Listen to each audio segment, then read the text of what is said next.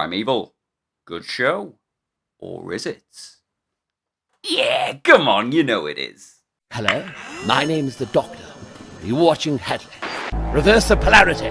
When the first series aired, it was to an over-whopping 7 million viewers.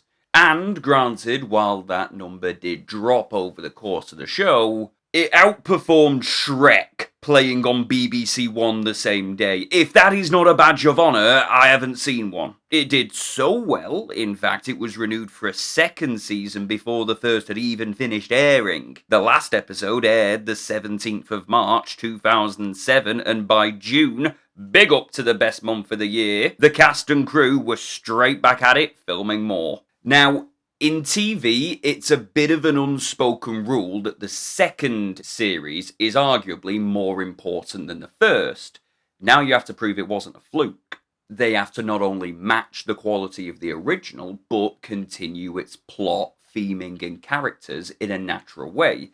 They have to prove that that success wasn't an accident. Though an ITV product, Primeval is brought to us by the dynamic dino duo of Tim Haynes and Adrian Hodges, the same fellas who brought us Walking with Dinosaurs, Prehistoric Park, and about every other bit of my childhood. Their company, Impossible Pictures, have spent years working with VFX company Framestore and practical effects makers Crawley Creatures, refining and defining the art of integrating CGI models with physical animatronics and puppets, often inventing new techniques along the way for a near seamless end result. Primeval was them at their absolute best, and I am delighted to say that remains true for the second season. For a late 2000s TV show, this CGI is incredible. You're not going to get any complaints from me. They also got my boy Darren Niche on the consulting staff, another win as that guy is like the paleo media King Midas. And they took it seriously. Big merchandising campaign, all the cast back from the original, far bigger budget, and you can tell, mammoths, dinosaurs, worms, oh my! This is going to be a fun one. To catch you up where we left off, I found this forum post from the time that completely hits the nail on the head. The Douglas Henshall website reprints a recent SFX interview with co-creator Adrian Hodges. Quote, "Apparently we can expect more of the twisty-bendy of the space-time continuum that found its way into the series final when Nick Cutter, Douglas Henshall, stepped back into the future and learned that his love interest, Claudia Brown, Lucy Brown, had never existed. Damned butterfly effect. I'm very intrigued by the whole Ray Bradbury kind of universe, that classic sci-fi development of time and evolution," says Hodges. "We're exploring that very aggressively in this next series, and that does mean there's a whole string of changes in the universe that we've now got at the start of this second series. It's incredibly intriguing to deal with. It gives you a headache sometimes. We've had a series of creatures from the past, and now we know creatures can come from the future. If they intend to explore the changing time aspect, as they began with Claudia at the Series 1 cliffhanger, that could open up a whole new avenue. I mean, imagine if something changed in the past so that Connor wasn't a geek, or that Stephen was a criminal psychopath, or that Abby wasn't cute. Nah, that last one is too impossible to even contemplate. Wink. If they do explore that aspect of the series, it would make the show into something very unique and wouldn't rely on CGI monsters for every episode. The interview also goes on to explain that the Cutter Helen story is tentatively planned to be wrapped up around the 20th episode, which for any normal show would be season 1, but for Primeval, that'd be the third series. Let's hope it goes the distance. What goes the distance is the fact being creepy over Abby Maitland is clearly a timeless experience. I mean, me and Connor there. We got another mention of Ray Bradbury, who is a very popular author in a number of genres, producing both Fahrenheit 451 and The Martian Chronicles, The Sound of Thunder, where he coined the term the butterfly effect, and The Foghorn, which was the basis for the groundbreaking 1953 stop-motion movie, The Beast from 20,000 Fathoms, which went on to inspire fucking Godzilla, a very flattering comparison. Bradbury has a poetic way of broaching larger-than-life topics that grounds them. His work went a long way in legitimizing science fiction as a genre, and with so much of his work about censorship and media addiction, he's only become more relevant with time. And he carried on writing all the way up until his death in 2012 at an astonishing 91 years of age. That means there's a full possibility that the genre-defining author actually watched all 5 seasons of our obscure little telly show. What would he have thought, I wonder? In fact, how did viewers of the time take the second series? I've watched this show to death, but we need to try and put ourselves in the mindset of someone watching this for the first time with only that first season to go off of. Eamon McCusker, which is a boss-ass name if I've ever heard one, of the Digital Fix, gave the second series of Primeval a cautiously positive review, finding some of the situations to require suspension of disbelief, but overall finding the series to be enjoyable and its story arc to be an improvement over the first. Robert McLaughlin of Den of Geek reviewed it more critically, although he found the scripts to be formulaic and the CGI to be average, looking cheaper and as if less time had been spent on them than the previous series. He did ultimately give Primeval as a whole a positive review, noting that it never pretends to be anything it isn't, and that it was unashamedly entertaining. Those are critical, but fair. How do I feel about it? Honestly, this might be the best season of the show. Might be. I do prefer the first series, but I'd also take Alien over Aliens any day. They're both 10 out of 10 movies, but in different genres. If you like haunted house movies, you'll like Alien. If you like Vietnam War movies, you'll like Aliens. Either choice is valid when that shared level of peak is achieved by both parties. And this second season feels like a James Cameron sequel. More creatures, bigger locations, advanced action set pieces, death. Connor's not an incel anymore! I will say that on paper, for all intents and purposes, the second season of Primeval is an ambitious follow-up over the first in every way.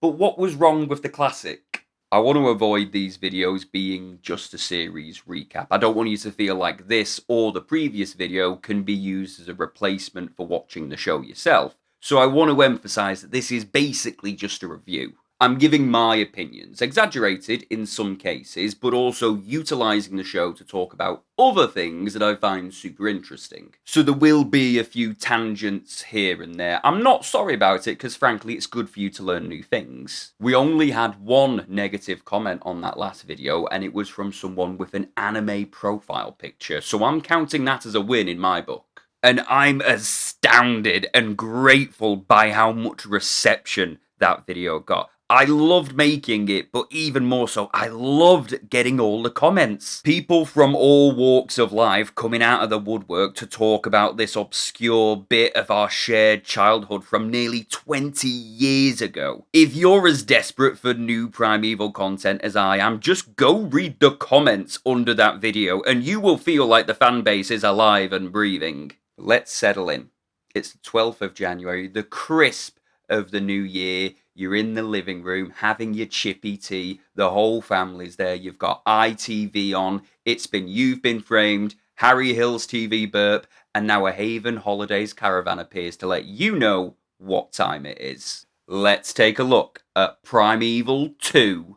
We kick off with a recap from Cutter. We've never had a character break the fourth wall and talk directly to us. Nick's had a lot of voiceovers, but those were his lines from actual episodes. But I guess they felt it was necessary with so much to recap and probably a sizable new audience. It was certainly better than when Doctor Who decided to do it. What is that? And we pick up literally immediately where the last left off, with Cutter standing inside the anomaly as it rotates and pulses. Then in the next shot, it's about 7 feet away. Oh my god, guess it's a moving one. This anomaly has a beautiful little shimmer explosion effect. They never do it again after this, so I don't know if this one was significant, if it's just doing that because it's changed history, or they wanted a cool effect for a dramatic scene. But it's a shame this wasn't a permanent addition. Something's happened. Something's changed. The world's evolved differently. Realistically, how the hell would you prove something like this?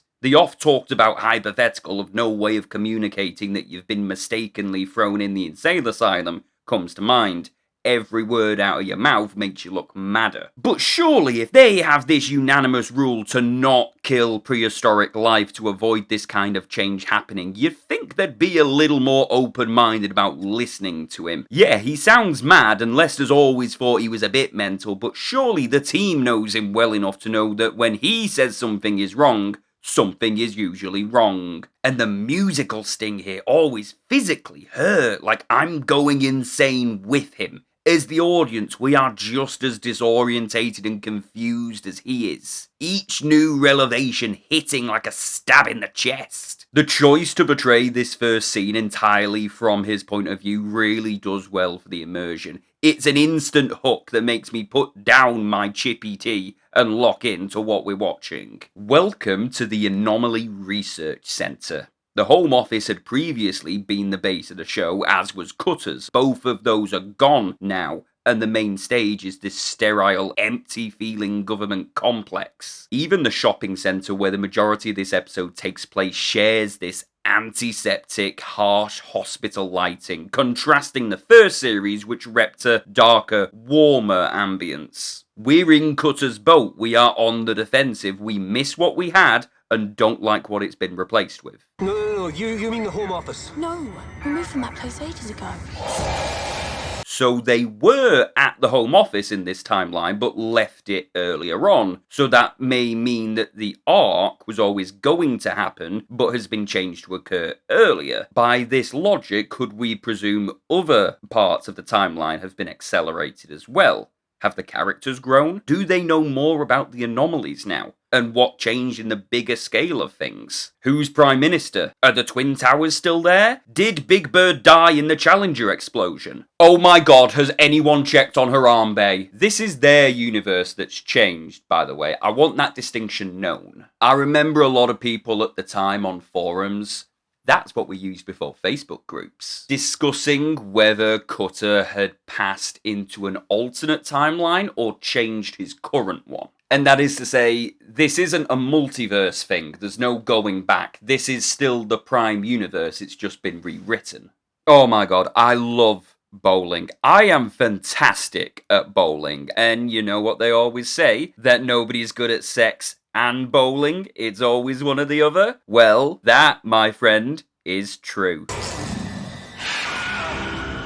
Oh my god, not Wilhelm's roommate! The other fella gets offed immediately after in a very Jurassic Park-esque death scene. Yeah, they're using dinosaurs now. They're going all in. We don't have a lot of time to sit and ponder the timeline changes, though. The wheel is still turning, and news of the attack reaches the Ark near immediately. And we meet Oliver Leake, who has Claudia's job in this timeline. And straight off the back, I don't like him. He's a Weasley-looking guy. Professor Quirrell-looking ass. And look, he shares his billing with Helen, and we don't like her. It's around here that Nick comes to his senses, that he's kind of freaking everyone out, so shuts up about it to focus on the matter at hand. They arrive at Castle Cross Shopping Mall, which is the sickest looking shopping centre I've ever seen. This episode was filmed in a few locations, but the Primeval Wiki says the bulk of it was recorded at the Bentall Centre in London. I don't know why they changed the name, especially when it looks so visually distinctive. Look at this tunnel! I want to do a photo shoot here, man! Oh wait, I did. I guess this is our entire anomaly response team now. 2 out-of-uniform scientists, a zookeeper, and a student. My understanding is the Ark is much more advanced than the Home Office was, but is that not a little extreme in the downsizing department? Not even one security officer. I know nobody could replace Captain Ryan in my heart, but you'd think they at least want the option. And are they sending Connor in unarmed? What if he or a loved one is involved in a workplace accident? They meet the duty manager who gives them a rundown of the situation. Whatever happens, it mustn't get out. What mustn't get out? Yeah, Cutter knows he's cool, look at that. Oh, and Connor and Abby joining in. Dominic Schreier is back doing the OST, and already the musical accompaniment of this scene establishes we are right back there with shadowy government cover-ups from the first season. The tone this show holds feels like a character in itself, and will be sadly lacking as the show goes on, so appreciate it now while we have it. It's gonna start getting a lot less whimsical, that almost dreamlike tone it occasionally flirted with. That's one of the main reasons why I prefer the first season. That first one had an almost biblical undertone. Shit felt haunted. Everything was discussed in low whispers. There was a gentle hint of fantasy that's been replaced with a stark sobriety. It kind of really works to make you feel like stuff has changed. Is this intentional to line up with the story's theme? Because it's doing a bloody good job. Hang on, who the hell are you lot? With an arc, bitch. Up ahead, Stephen tries talking to Nick about where they stand with each other in regards to Helen. Wouldn't it be interesting if, in this new timeline, he'd rejected Helen's advances and now Cutter has to work with a man who he knows cuckolded him for 8 years, but can't blame, because this version of him technically didn't do that. They don't go that way with it. In fact, Cutter just kind of brushes it off and says, well, she's gone now, so don't worry about it, mate. We get a look at our creature of this first episode, and yeah. It's beautiful.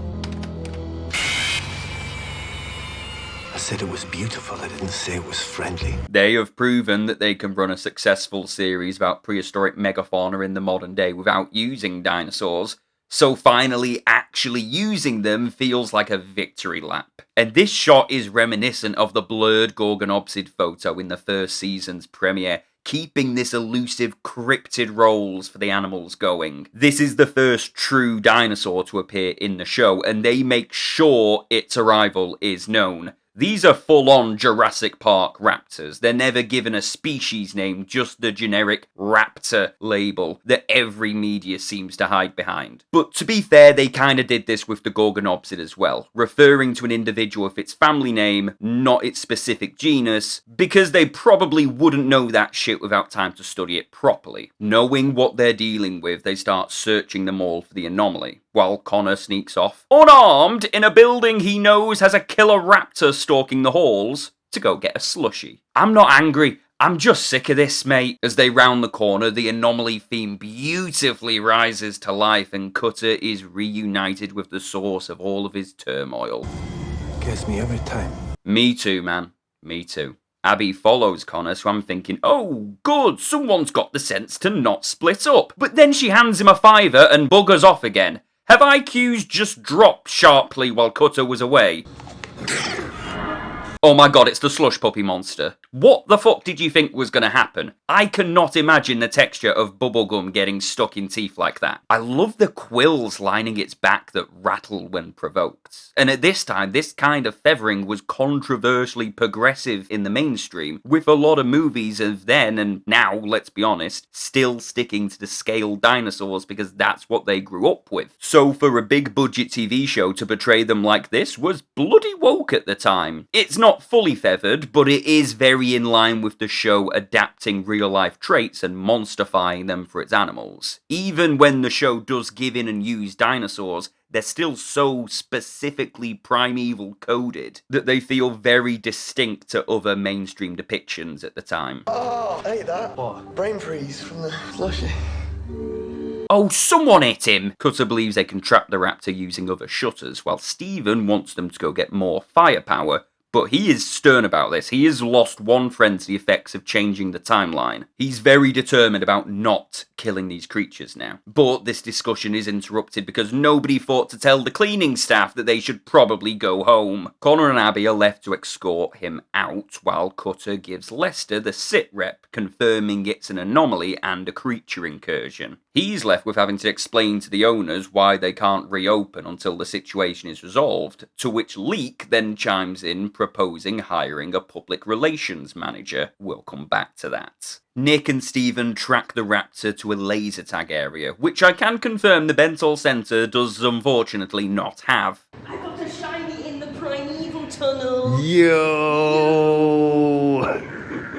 You know, I keep making FNAF jokes, but I am getting serious security breach vibes here. Shopping centres are such good settings for horror scenarios. The raptor pins Steven down, but when Cutter goes to tranquilise it, the gun jams. Steven's like, yeah, sure it fucking did. While taking the cleaner to grab his stuff from the locker room, Abby loans Connor her weapon to give the room a sweep prior and cue another very 2000s montage.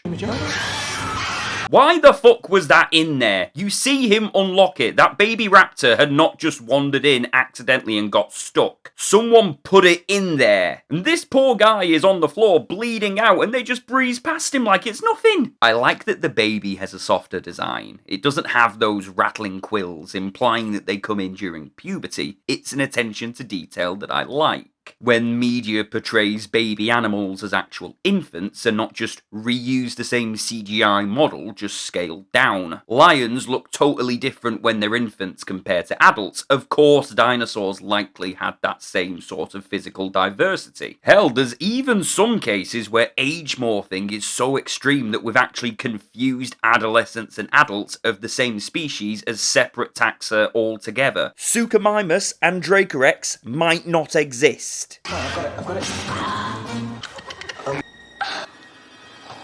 All this is going on for Connor while Abby's POV probably looks like this.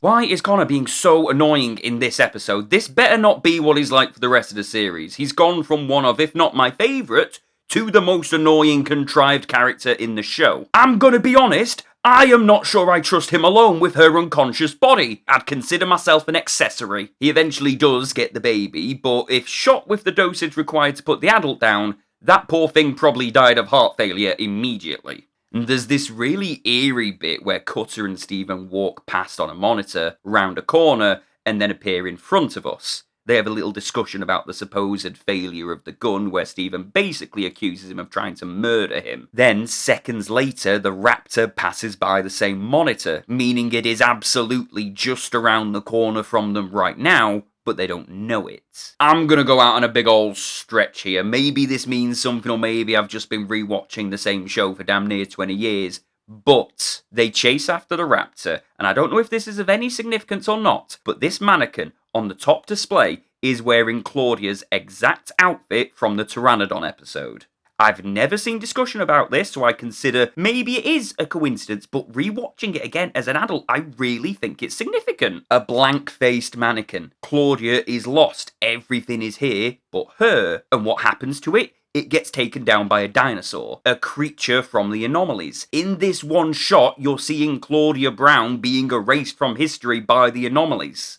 Or the show's style designer just happened to be the set dresser for the mannequins as well. Whatever. Steven tries firing on the beastie and sees firsthand that the gun is faulty, but they are eventually able to get the creature down. Look at this. Oh, Cutter thinks she's beautiful, and I agree. Looking at her, you realise how different they are from anything alive today. Yeah, birds are the living descendants of dinosaurs, but their autonomy and biology evolved a lot in those 66 million years. You get a brief glimpse of this creature as an animal, and what that lens offers is far more beautiful and interesting, I think, than its role as a monster. I think if humans coexisted with dromaeosaurs, that they would be like big cats in our lives. You know, it's okay to keep smaller ones like Velociraptor and Pyroraptor as pets, but anything like a Utah Raptor or a Dakota Raptor would be like having a pet lion or tiger. Very dangerous, but there's some Carol Baskin fucks out there crazy enough to make a living out of it. Imagine that classic footage from the 60s of the woman walking her tiger around New York, but she's walking an orange and black Utah Raptor. Oh man, this is a prop. You know, and I'm just saying, if this still exists... Nah,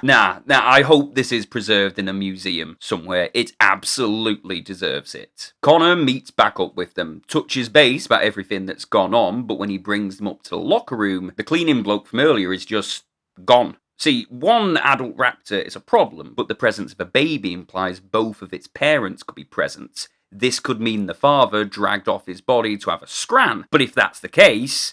good on him for cleaning up all the blood, I guess. I don't know, man. Things not adding up. It's probably nothing. I won't worry about it at all. Got the raptor too. You brought down a full-size raptor on your own. Yeah.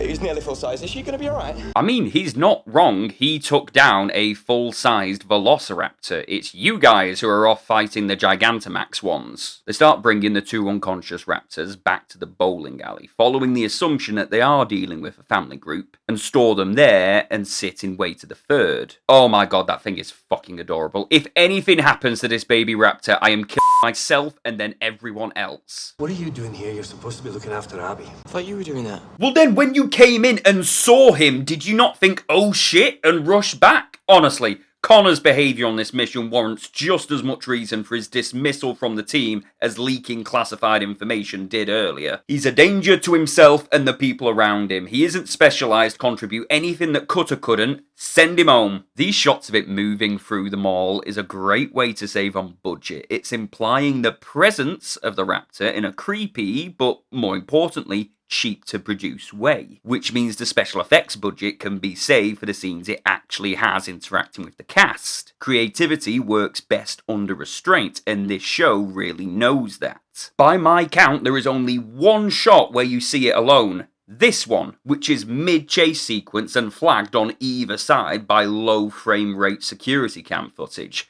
The result is, when it's there, it feels like it's fucking there. For some reason, the baby isn't dead and actually starts to stir before the adult. Stephen tries to put it under again, but Nick thinks it's best to let it wake up so it can try and lure the parent in. Oh my god, my heart. Look at this dude! I want one so bad! The boys stake out the bowling alley, hoping to tranquilise the other adult and then move all three of them back through the anomaly peacefully. It does turn up, and it's a funny behind-the-scenes story, actually. The animal actor that they had playing the infants had a family emergency and had to leave shooting early. They kind of brush it off in the episode and say, yeah, we returned it to the anomaly off-screen. It's perfectly safe.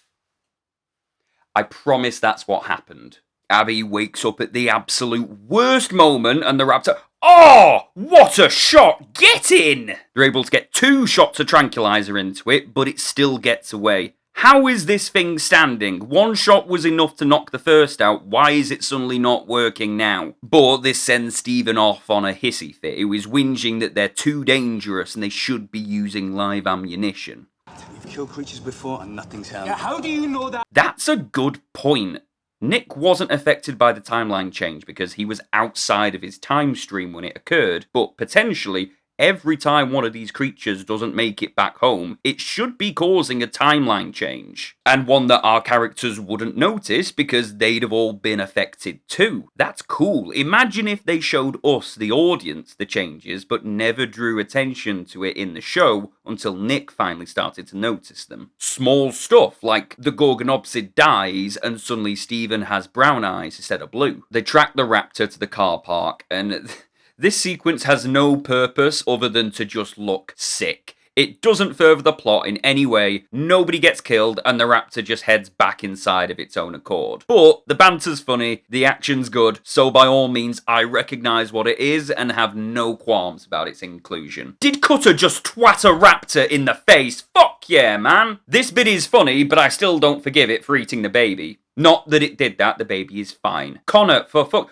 Oh, we actually got it! And look at Cutter! He's squaring up again! My guy is ready to do fisticuffs with a dromaeosaur! Abby's looking like she's just had a long day of filming with Johnny Sins. She sees to the raptor to make sure it's not suffering internal hemorrhaging from the 3 doses of tranquilizer it's had, while Cutter explains the plan. Using the cart, he wants to drag them all back through the anomaly, take them a good distance away before untying the ropes, then let them wake up by themselves. I don't see why they're overcomplicating the plan, though. You could have them 40 foot away from the anomaly or 5 feet away. I doubt that distance would significantly change their minds about coming back through if they wanted to. Earlier, Cutter spotted a radio that seemed to have interference from the anomaly. Now, he brings Connor to test out a theory by finding the distorted radio and turning all others in the shop to the same frequency. He has to be sure, so he wants Connor to stay back and monitor them. If the interference stops when the anomaly closes,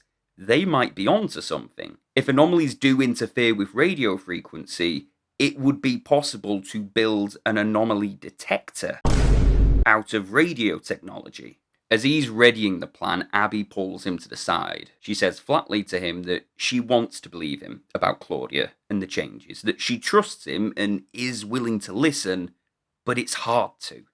And this is cute. I like the co-worker dynamic these two have. It's not full father and daughter, but does feel more organic than a regular boss would. Cutter takes the Raptors to the Cretaceous period, which I don't remember being this yellow last time we saw it. Maybe this is Cretaceous Mexico. This is where dinosaurs were at their peak. They first evolved in the Triassic, exploded across the Earth in the Jurassic, and then Cretaceous was when shit got serious. Tyrannosaurus, Triceratops, Spinosaurus, Ankylosaurus, Baryonyx, Carnotaurus. Pretty much everything featured in the Jurassic Park movies is actually from the Cretaceous period. He sets them loose, and then we see why he's overcomplicated the plan so much. Because at his first opportunity, of course he's taking the chance to try and fix the universe by travelling through the anomalies to undo the damage they did to the Permian. This is Nick Cutter trying to leave through the anomalies to find his lost love.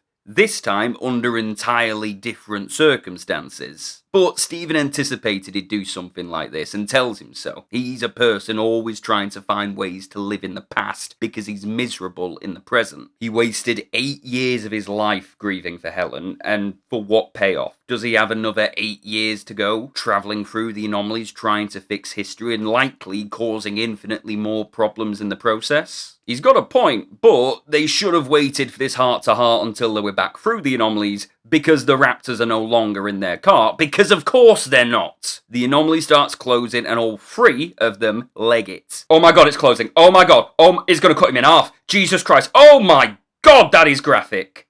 I hope one of them kept this. The incursion is finally over and, oh look, the radios are all back to normal. See, this is big. They don't have to just sit on their asses waiting for obscure reports of monster attacks to trickle through anymore. For the first time since the show started, we actually have some solid ground to start combating the anomalies with. Now all we have to do is find out what's causing the anomalies in the first place. Yeah, about that, Connor. Cutter gives Lester the all clear, and in a rare display of gratitude, actually gets congratulated on his handling of the situation. And for all of his hard work and dedication, Lester awards him a full 2 whole hours off from work. He would have given him the rest of the night off, but he wants the team to come in and meet the new PR manager. Seems that the new man is not actually a man. Man, I wish it was the Doctor. The unit era, but he's banished to Earth to help with the Ark. Hell yeah! Big finish! I'm giving you gold here! Come on! A dramatic flare of red welcomes our new cast member and the team's new colleague, Jennifer Lewis. Wait, did I say new cast member? Claudia Brown. Jenny, nice to meet you. Let's fucking go! Man, this is a great way to kill off Claudia Brown while not having to sack Lucy Brown. That's our cliffhanger for the first episode. But, as the credits roll, you see a little sneaky thing that's snuck in there sneakily. As the actors and their characters are listed, Tim Faraday's character is given brackets around his name. He's not the cleaner, he's the cleaner.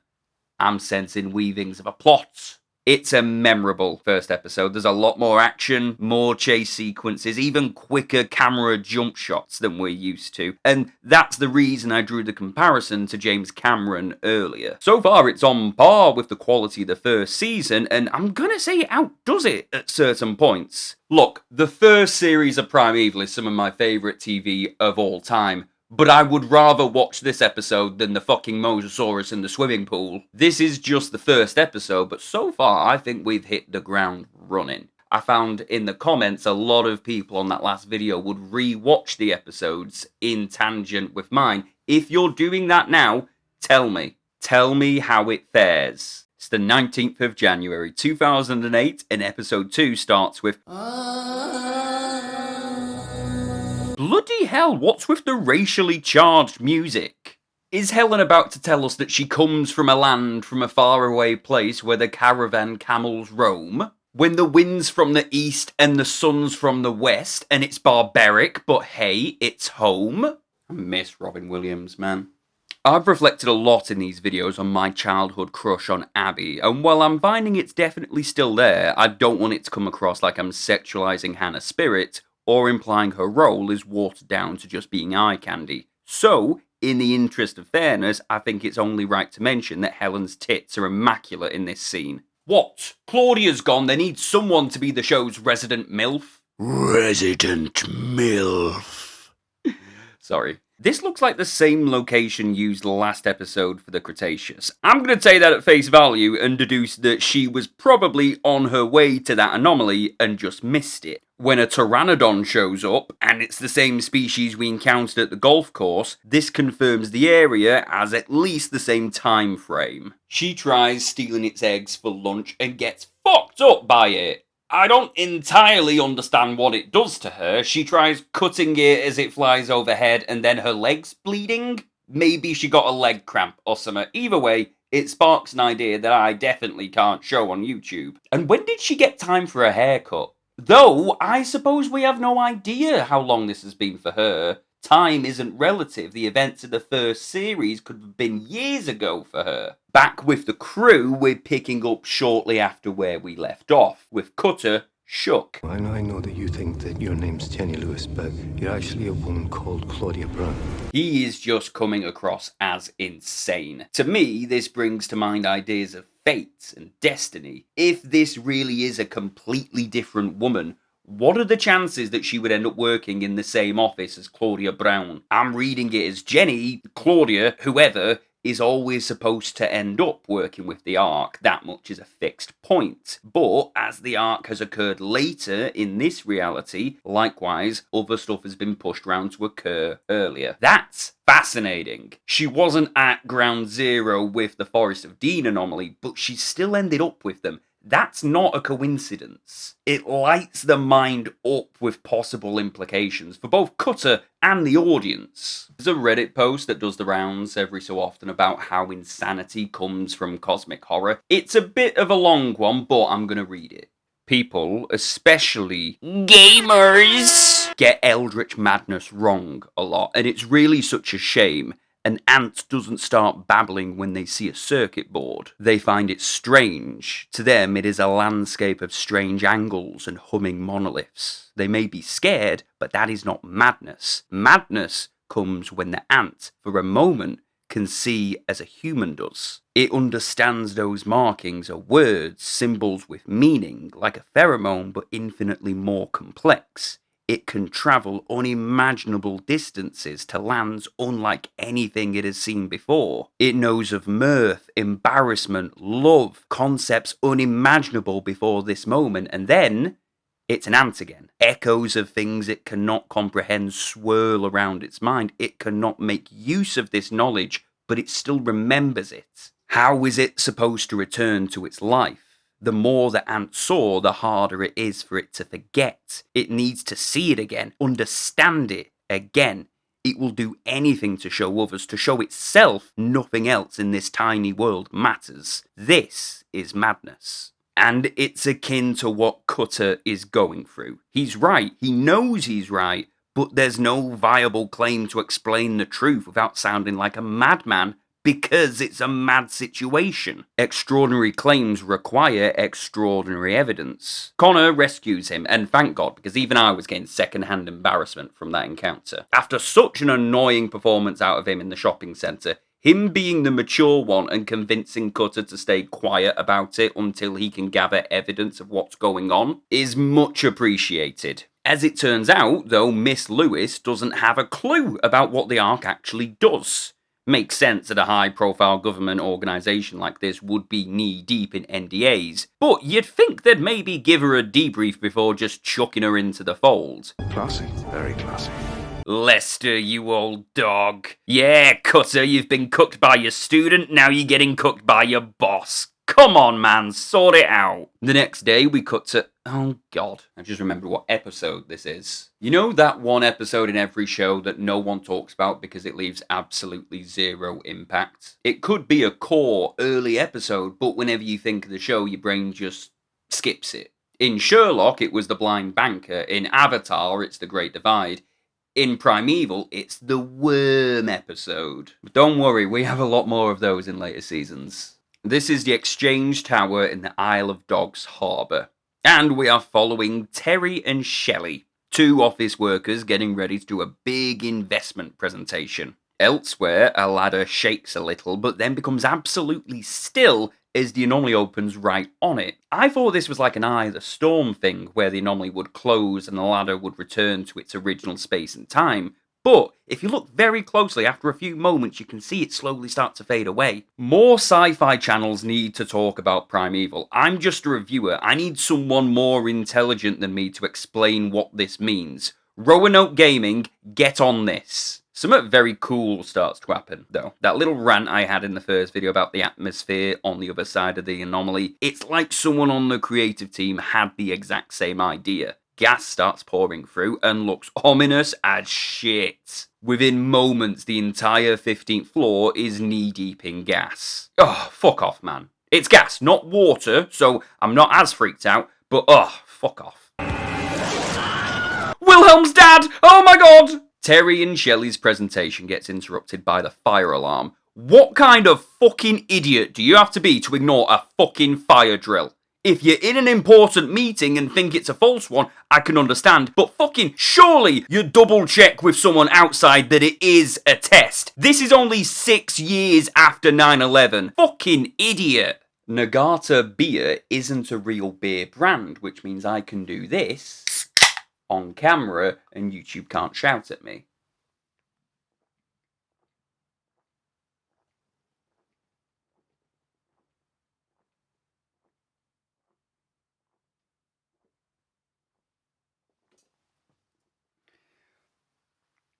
Trust me, I'm gonna need that if we're making it through this episode. Fucking 6.5%. Oh, I'm gonna be fucked. An evacuation is called, and I think this is our first time seeing an anomaly in a truly populated area. We've had the woods, an abandoned section of the underground, a reservoir, an empty football stadium, a golf course, and a shopping centre.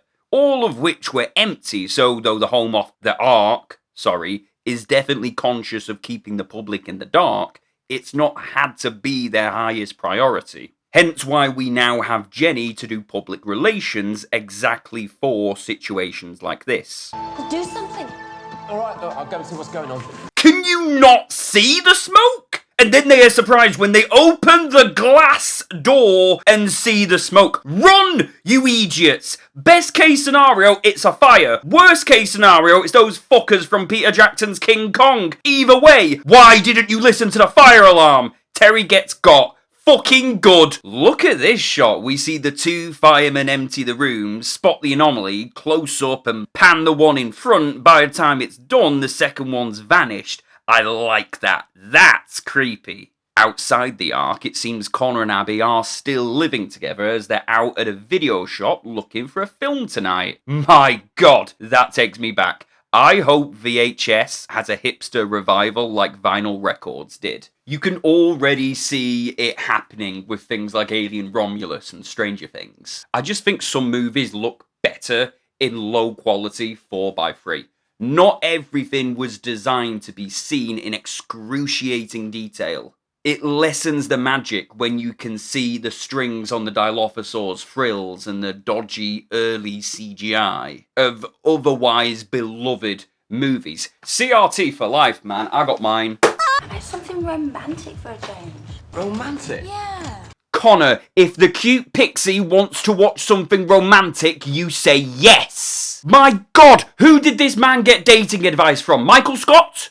Cowgill? Abby buggers off, and when the cat's away, the mice come out to play.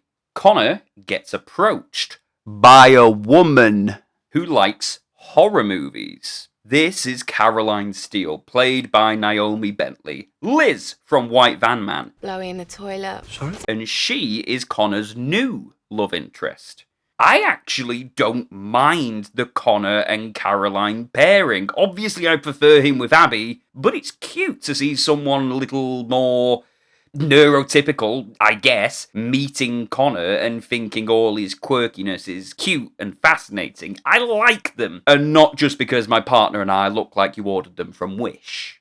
First time seeing Steven's place, and does he live in fucking Benidorm? Blood on the floor instantly lets us and him know that we are far away from the bullshit all being over. Helen cut up her leg pretty badly, claiming it was an animal attack, but we of course know that she's bullshitting, what a surprise. And honestly, the fact Steven doesn't immediately boot her out is only himself to blame. I sympathise with him, but ultimately I do believe you can't help someone who refuses to help themselves. And sometimes that means cutting them out of your life. With his failure to do so here, he's been a pushover, allowing Helen to stay in his life despite what it's doing to his and Cutter's friendship that he's only supposedly just got let off the hook with. Cutter should have let you get mauled by the raptor. You're a shit friend and have a sad life. God, I hope James Murray doesn't watch these videos and take my Stephen hate personally. He is played fantastically, and for the record, watch him in The Crown as Prince Andrew. He's good.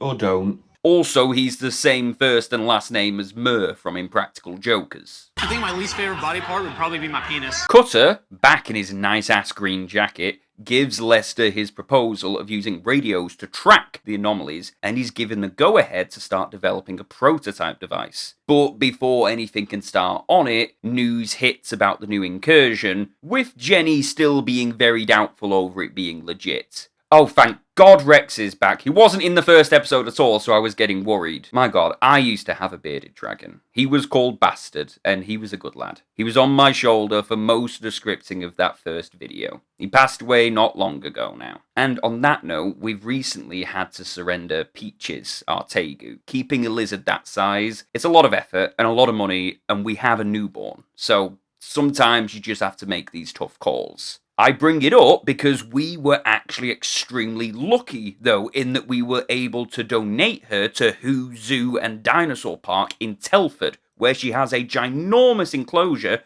and you can go visit her right now if you like. Just tell her Dr. Hadley sent you. And Who Zoo actually has the world's only prehistoric park exhibit, which hosts the Dinosuchus head and Ornithomimus prop used in the show. Nigel Marvin even does events there occasionally. Good day out. Consider it recommended. Back to the episode. Connor, what the actual fuck are you doing bringing another girl back to the apartment you share with the girl you fancy? Abby, I'm not going to warn you again about those reptile enclosures. So are you two a couple then? Me and Connor?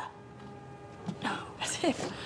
She was down for it, man. I don't know. If you want your two boyfriends, Connor is allowed to explore too. Connor, Abby, and Caroline are basically how all poly couples look anyway. Not that it actually amounts to anything, anyway, because she and Connor get drafted and have to leg it to the Isle of Dogs, but not before Caroline cheekily writes her number on his hand. There's a lot more crisis response in this episode versus the last, but the actual core team is kept down to just Cutter, Connor, Abby, Steven again. But this time with Jenny's help, I guess. She's being weirded out by Nick looking at her a lot. She just wants to get the job done, which, my word, she is good at. She gets the firemen to withdraw from the building, threatens to fire anyone who talks to the press, and establishes that there's a meeting trapped on the 13th floor, all in one sentence.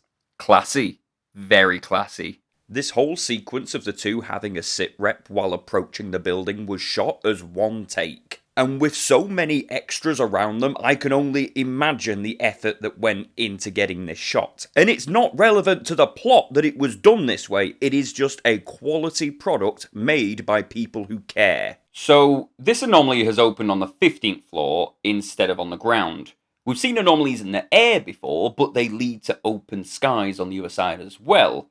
Anomaly locations hop all the time, I know it's possible, but thank God that building was there. Imagine if it had opened in the air above London and then you get 9-foot sausage worms doing a lol Superman down onto the pavement. Are we supposed to be taking the science of the anomalies seriously or not? It smells like something rotting. It's probably Precambrian. Nice sensor there, but Precambrian, that's 4 billion years ago. That is another little milestone of the show. Not only is this the oldest an anomaly has opened to, it actually predates known life on the planet. In comparison, the first dinosaurs only appeared 150 million years ago, to let you know how old these guys are. That suggests these creatures evolved far earlier than our understanding of what life is. It's also the exact same origin story that the graboids from Tremors have. The design similarities are there. This episode is Tremors in an office block.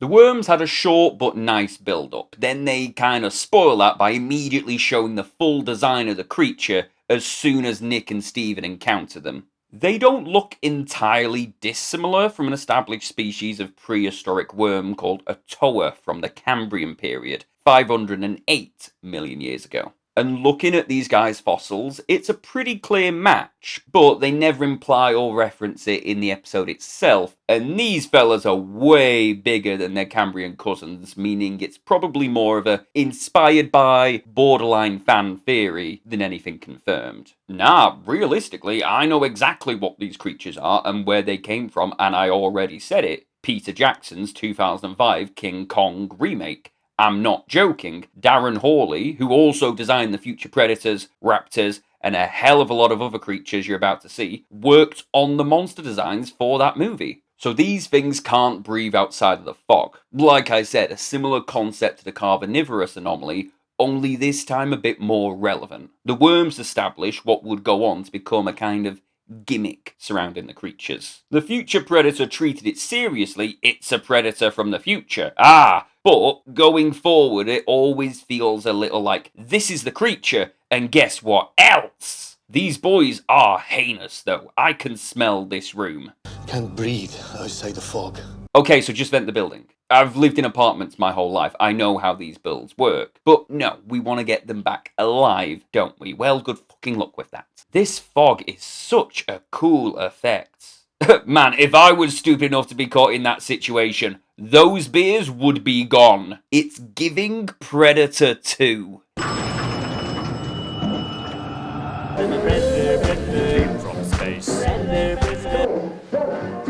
Nick and Steven get separated. This one worm gets all up in Steven's business and he's distracted by chucking his watch into the fog. And there's this one shot where it's supposed to look like the worms have started sprinting, but to get that effect, they just sped up the footage of them crawling. You can tell because the fog all speeds up too. I guess even the special effects artist didn't give too much of a shit about this episode. Babe, I promise you won't become a Precambrian life form. Oh yeah, I promise, babe, I'll only have one drink. 2 drinks later. Connor and Abby are trying to sort out some equipment that will help them, but guns can only go so far when you can't see what you're shooting at. Abby suggests leaf blowers, and I mean, it's not stupid if it works. Also, her eye makeup is so 2000s. Absolute queen. Jenny's outside raging because she has no clue what's happening. The firefighters they saved are barely able to give her any info, so she takes it upon herself to chase Cutter up. But, like fuck is she getting the stairs? 12 flights in heels? Nah, come on girl. Bryce Dallas Howard legged it from a T-Rex in platforms. I'm sure you'll manage. But if this isn't how politicians treat the advice of scientists, I don't know what is. She's also gonna crush Steven, who is currently trying to shimmy his way up the lift shaft, so maybe I can let this one go. She gets out the lift, gets got, Cutter saves her, and gets got, and this marks the only time in the show, by the way, that Jenny/Claudia kills one of the creatures. So much for trying to get them back alive, I guess. The next time I say take the stairs, then take the stairs! Daddy, chill. Jenny gets a reality check that, yeah, they weren't fucking lying. The universe has holes in it, and every fucker in the kitchen sink is coming through it to eat you and your loved ones. She takes it well. This is literally Tremors. I'm not complaining, I like the comparison. There's another speculatory evolution book by Darren Nish, John Conway, and C.M. Kozeman that this time applies real-world logic to that of cryptozoological animals, giving the closest plausible real-world approximation that could exist to beats of myth and legend. You get scientifically accurate Bigfoot, Chupacabra, and even the Bunyip. It's a great read. I bring it up because this setting feels like you applied the logic filter of that book to the Mongolian deathworm. This is the closest approximation of what it would be. or they just ripped it off. Either way. Why is this businessman still talking so calmly to them? Can he not see them cowering behind a cabinet in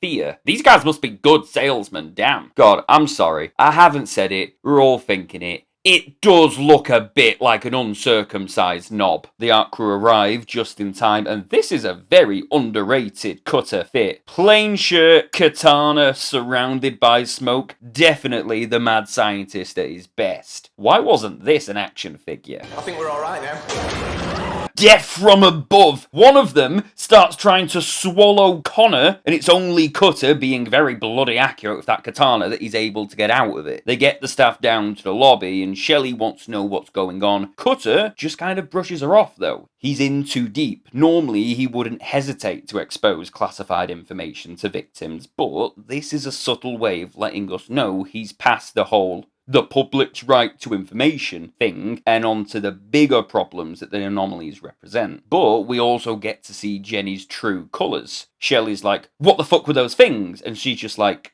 what things? It's kind of angin', but this is what she was hired for. She is a lot less pure of heart than Claudia was. In the bogs, Connor's trying to clean himself up and probably trying to not freak out that he was intimate with a Precambrian scrotum when, oh shit, Caroline's number. This is before Facebook and social media. If you didn't have someone's number, you didn't talk to them. I am surprised that boy is back into the fray so soon after that.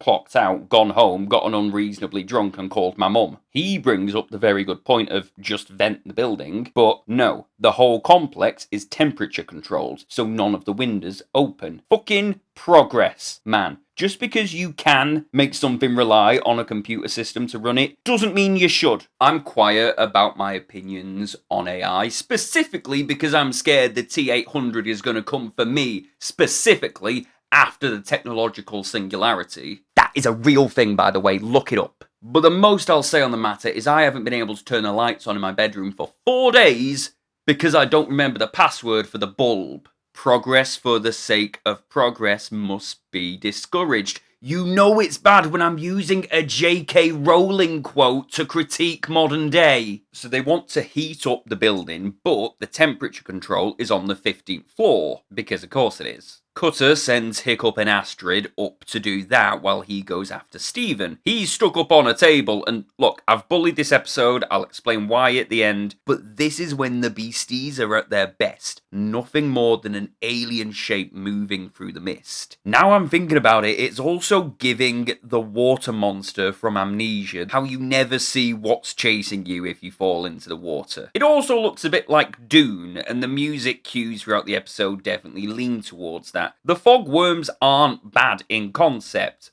but when every comment I make about this episode is just relating it to other, better media, it kinda says enough on its own. Connor's gutted that he's lost Caroline's number. Abby is very schadenfreude about it. But she has no right to be jealous. She just spent a season rejecting all of his advances. Be happy for him. Also, as a kid, I couldn't help but notice the leaf blowers look like the bazookoids from Red Dwarf. Because it's the floor the anomaly opened on, the fog is impenetrable here, so they decide to approach it from above, which means squeezing the two of them into an obscenely small ventilation shaft, which is customary to happen in all sci-fi shows at some point. Abby, can you not crowd me so much? A little bit of space, thanks.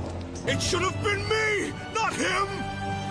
It's not fair! Oh, check Connor establishing his boundaries. He's definitely making up for last episode. No, I know he's doing this because he's hyperfixated on Caroline, so has lost all interest in her, but I think I needed a scene like this to establish that. Imagine this scene going down if he was still into her. It would have been euphemistic and cringy and yeah. Connor finally becomes a mature gentleman, and all it took was a woman showing a crumb of mutual affection.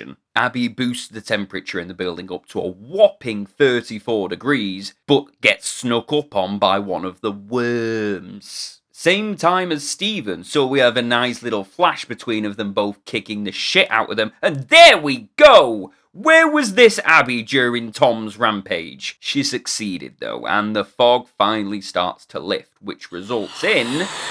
Definitely can't show that! But as these things explode, their young get hurtled out. That's interesting. So is leaving the fog a natural part of this creature's life cycle, and this is how they reproduce? And wait, is it just me, or do these things look a little like the parasites from Tom's episode? Now that would be a twist. Could the parasite stage just be juveniles that, after being given sufficient incubation, are able to leave the host body and grow much larger? That would make for a sick recurring villain. Like, how the hell do you stop a parasite from the dawn of creation whose reach has already spread across the timeline? They don't go this way with it. We're back in fanfiction territory again, but I'm just chucking it out there. Claudia, you alright? Don't call me Claudia! Don't call me Claudia! So now that is crisis averted. Though the anomaly is still open, the temperature change will prevent further fog and critters from exiting the anomaly. We're sorted. The incursion ends with a very off-the-wall comment by Steven, who just throws it out there that maybe what they're doing isn't right. Maybe they should focus their efforts on why the anomalies are happening, and that the public should really know. But Cutter, he's past this. He just smacks him on the back and tells him he sounds like Helen. I wonder why. Connor and Abby head home, pop on the kettle, and wouldn't you know it, Caroline left her mobile and has nipped back to get it. Connor gets on that shit, and they head out for a drink. Do you know what? It didn't even matter. Do you fancy a drink? I honestly thought he was going to say, do you fancy a shag? Cutter turns up at Jenny's place that night. How we found her address, I don't know. But look, he still has a picture of Claudia. So he does have some evidence then. And I'm thinking he's here to lay his cards on the table and give her the truth. As shocking as it may be to hear, he can't just ignore this. But when he tries... Who is it, Jen? You're busy. I'm so sorry. Who's that? Just someone I work with. Man, that shit is heartbreaking. They did such a good job at making me root for them in the first series, and all of that is shut down with a single line of dialogue. Now he's just somebody that she used to know. Why the fuck is Helen there? So what do I have against this episode? Well, nothing specifically. If you ask me to pinpoint what's wrong with it, it's more of just a generic fineness. Maybe it's because the creatures in this episode don't have much of an identity. Their design is cool, their concept is cool, but ultimately, if I can get away from the monster of the week by just standing on top of a table, yes, something's lacking. But that's because this is a character-driven episode. We've got Connor meeting Caroline, Nick meeting Claudia. There's a lot of catching up with the characters' personal lives that we didn't get in the first episode. And for that, it's good. It's good character stuff. That's why I'm not saying this is a bad episode. But it's sandwiched between a velociraptor and a saber-toothed cat. It's gonna feel like less. We then jump to the 26th of January 2008, and the third episode kicks off at Blue Sky Park. No, it doesn't. That's Fort Park. It's just Fort Park. It's a shame they had to change the name, probably some legality. I think this would have been a great cross-promotion with the theme park. Imagine they open a Primeval scare maze to match. Missed potential, man, I'm telling you. There's some paintballers going at it. And don't take your helmets off when you're in a match. For God's sake, did they not give you a briefing? These girls look like if you yassified Caroline and Abby. This twat legs it, but he's definitely being stalked by something. And when I say he gets got, I mean he gets got. Taken clean off his feet, upside down, into the air. Whatever's loose this time, it's definitely not no Precambrian penis. Oh, Abby's mini is back. Thank God. It changed colour, whether that's down to the timeline changing, the event shifting slightly in the future, or a continuity bluff, I don't care. It's just nice to see. She's dropping Connor off for his date with Caroline. This is an iconic look for him. This is the one they used in the action figure. You know, the one where I guess they couldn't get the rights to the likeness of Andrew Lee Potts, so went for Benedict Cumberbatch instead. He can't stay though. Work's calling, but she's really understanding about it. Abby's been rejecting him constantly, and this sweet woman comes out of nowhere, gives him a lot of attention and affection. I don't blame him for accepting defeat and moving on. I'd go as far as to say it needed to happen. Incel Connor from that first season really didn't age well. But he's still making a twat of himself in front of her though, so he's still the same lad, don't worry. There is a bit here, though, where we see she took a photo of Rex, but because I'm the king of Primeval, I know this exact shot is actually from the first episode when Rex nearly escapes the Home Office. It's sus that she has this, but we like Caroline, we're gonna ignore that for now. Cut back to the Ark, and while we still have the lingering notion that this isn't our universe, it's difficult to not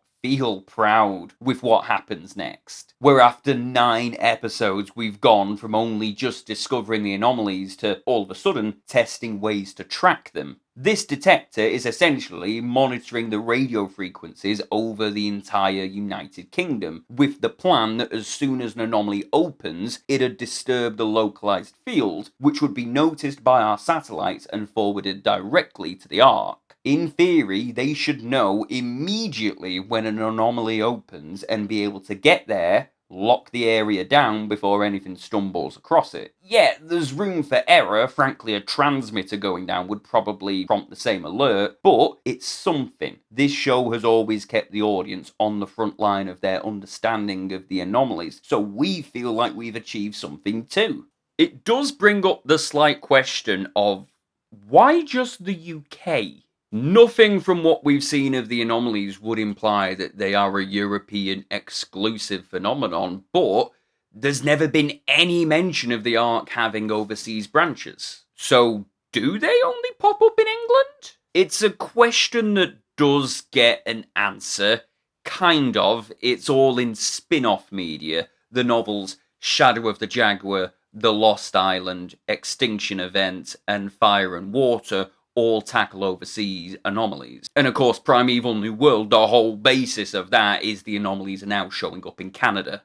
But all of this presentation turns up for naught as the news of the attack at Blue Sky Park reaches the team, and there was no anomaly alert to accompany it. Keep at it, Connor. You're on to something. Oh, thank God, the kids in the Wilhelm line are not letting their family tragedies stop them from living their lives. They give the body of the fella who died in the beginning a look and quickly establish they are dealing with a creature incursion, despite Connor's insistence that his detector should be working. This episode feels like a return to form for the elusive, cryptid cover-up vibes from the show's earlier episodes. It's just a shame it comes at the expense of Connor's anomaly detector. It's established vocally here that Abby no longer works at the zoo, again proving the world of this timeline is a little ahead of the original. We don't see any more of Wellington Zoo or Cutter's University. I was gonna say that Connor and Abby's flat is the only returning set piece from the original, but I'd be wrong. This is obviously not the same flat. Now, it's not established if they get a second place together, or if the timeline change also altered where they live. Cutter never visits them, but yeah, beyond the cast and that one photo in Cutter's wallet, there is nothing physically remaining of that first series. No sign of an anomaly. Perhaps there is another explanation for this. There are thousands of big cat sightings every year. Could have escaped from a private zoo. He said it! He said it! Stephen gets a text from a promotional picture of Helen, which he doesn't just tell Cutter about immediately, and they chat with Valerie, the park's deputy manager, and Jenny strong-arms her into keeping quiet about the attack for now. What did you say your name was? I didn't. These guys are begging to have a conspiracy made about them. If Tom was still here, he'd be frothing at the mouth. She takes them to meet with Peter Campbell, the managing director, who rejects outright any possibility of closing the park during peak season, and also refutes that a big cat could have been behind the attack. We've got a Maya Vaughn situation on our hands. Eventually, Jenny, again, honestly, how have we survived for so long without this woman, is able to get a compromise, and he agrees to have the paintballing area shut down temporarily pending their investigation. It's not perfect, but it's something. And if you say the words big cat out loud again, I'll sue you. Really want to kill him? Happening concurrently, however, by said paintball area, a family of 3 is having a picnic when something begins stalking the youngest boy. I was so fucking scared I was about to see a toddler get torn to pieces on my Saturday night casual sci-fi show. He's fine. He gets spooked and cries and the mum comes running, but Jesus Christ, she only took her eyes off of him for a second, and that could have been it. It makes you wonder how many anomaly incursions are linked to the unexplained 411 disappearances. That's the term that's been applied for when people disappear under circumstances where it was virtually impossible for them to have vanished entirely without leaving a trace. Little or no physical evidence of what happened, no tracks, remains, items of clothing, waste, or rubbish. It is fair enough that someone can just get lost in the woods, but after they've brought in search and rescue teams and sniffer dogs for searches that have lasted sometimes years and are completely unable to get tracks, a body, blood traces, or even skeletal remains, it really starts to make the mind wonder how a person could just seemingly be plucked out of space and time. It's a recognised phenomena that we still have no reasonable explanation for. But because it happens most often in America's national parks, people obviously blame Bigfoot. That is silly. My boy did nothing wrong. But in the context of Primeval, the anomalies match those disappearances perfectly. Someone catches sight of something strange in the wilderness, goes to check it out, and gets stranded forever 1,000,000 years in the past. Hell, chuck in a stray Australopithecus and even the Bigfoot theory works. And they do actually utilise a similar idea for Danny's subplot in series 3 and 4, but I fear I'm getting ahead of myself now. You know, for a modern day theme park, it's certainly starting to look a lot like the Jurassic period in here. Stephen believes he's on the creature's track, so Nick and Abby go to provide backup and leave Connor on lookout. And they actually trust him with a gun. Several seconds later, Connor has become an active shooter. We all knew there was a chance it was going to go this way. Everybody just stay calm. No. It's a false alarm. It's a false alarm. It's a fucking furry. Keep firing, Connor! No, in fairness to him, he's literally been given a gun and told to be on the lookout for big cats, and then this fucking thing starts creeping around. For once, I think he did nothing wrong. You alright though? That's sweet that the manager takes it upon himself to dress up and walk around in the costumes, though. That's never gone wrong before. The track Stephen spotted lead to the nearby West Farm, the owner of which, get this, used to illegally breed lions. Fuck, maybe there is no anomaly here. Cutter immediately starts on the guy, but Jenny turns up in the nick of time and takes over, charming the man into showing them what's inside the barn. While he is out of the exotic animal illegal import business, he was breeding fighting dogs. Seems the farm is a no-go for now, so it's back to trying to track the creature's movements. Oh, and this aesthetic is more like it. Any questions? What? Can I have a gun? Take a wild guess. Obviously, he shouldn't have a gun now, but also, why the fuck are you sending him out there without one? He's just bait. Let the boy go home or give him a sodding gun.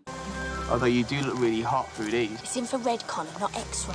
And he's ruining it again. Stephen bumps into Valerie out in the woods, which isn't suspicious at all. He gives her a lift home and they get chatting. She's a bit of a conspiracy nut, asking him all about the investigation, which only fuels the anxieties he's already been having about the cover-up. And honestly, I'd like to hear more from that conversation. Beyond, oh, but conspiracies are bad. Stephen's growing concerns don't really get fleshed out. I understand they're going for the angle of Helen slowly corrupting, grooming him to turn against Nick, but I feel his character would have resonated more if he'd been allowed to come to those conclusions for himself. Because keeping the anomalies a secret is a controversial topic. Yeah, most fans have different opinions. I wish we were given adequate time to hear him out. The park's manager has been summoned to a meeting in the head office where he has to explain why his guests were being shot at, so he grabs a late night train. If that is a big cat stalking him, it's doing a really shit job. I thought the whole thing was they're so stealthy that you don't know you're being hunted until your neck is between their jaws. It spooks him, though. He legs it and tries barricading himself inside the train station, unfortunately turning the music box on in the process. Hiya, I'm Peter.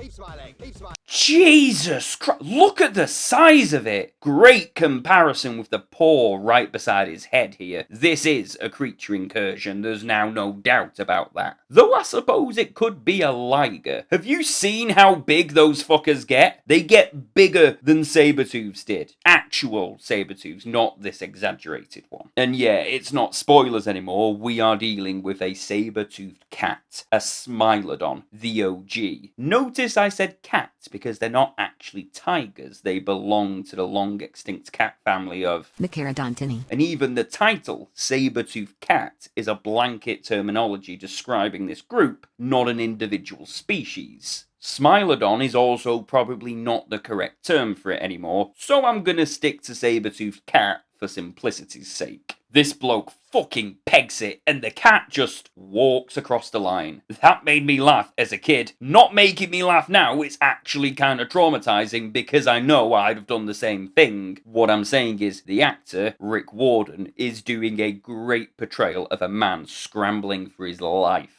Stephen catches the back end of the attack, but is unable to get a clear look at the creature. Gorgeous shot here. I am now convinced this was planned as a season 1 episode. The rest are quickly on the scene and they've abducted a train spotter who not only saw the whole thing go down, but got photographic proof. Jenny flirts with him. I respect her game so much. I was on Cutter's side at first. I wanted Claudia back, but Jenny is just so much fun to watch. She's really starting to grow on me. Nick thinks so too. They get the photographs off of him and it's a good reveal. I like the whole stalking and chase scene, but if we'd only seen the creature as Stephen had, and then this was our first reveal of it, that'd be haunting. So, Jenny got the hard drive off of him containing all evidence of the attack.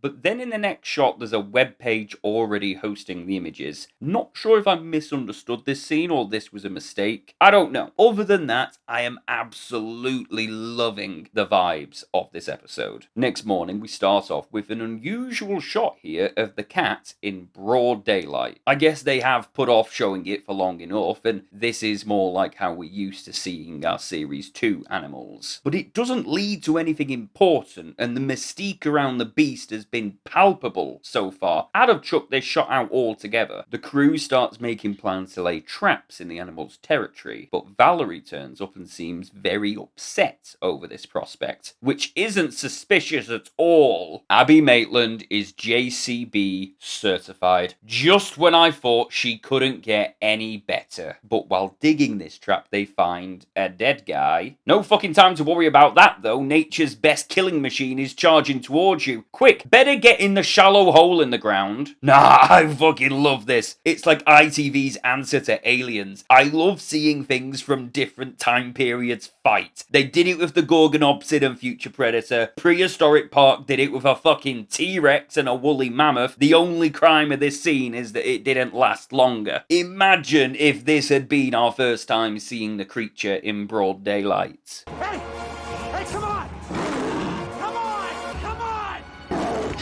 Brev, what is your plan here? Abby is safe inside the digger. That cat is gonna be on you in seconds. Oh yeah, climb a tree. Cats are very famous for their ability to not climb trees. Cutter, what is with you today? Nah, they wanted an action sequence. Okay, fair play. Remind me why there was no cross-promotion with Fort Park again? Nothing beats a Jet 2 holiday! So, the body that Cutter found was savaged. It was definitely attacked by... Why is Leek here? Bro thinks he's part of the team! It was definitely attacked and eaten by the cat. The issue is, it probably didn't dig a trench 10 foot deep and bury him in it, which means a human being is covering up this creature's kills. Okay, I'm intrigued. We ain't gone this way in an episode before. Consider me invested.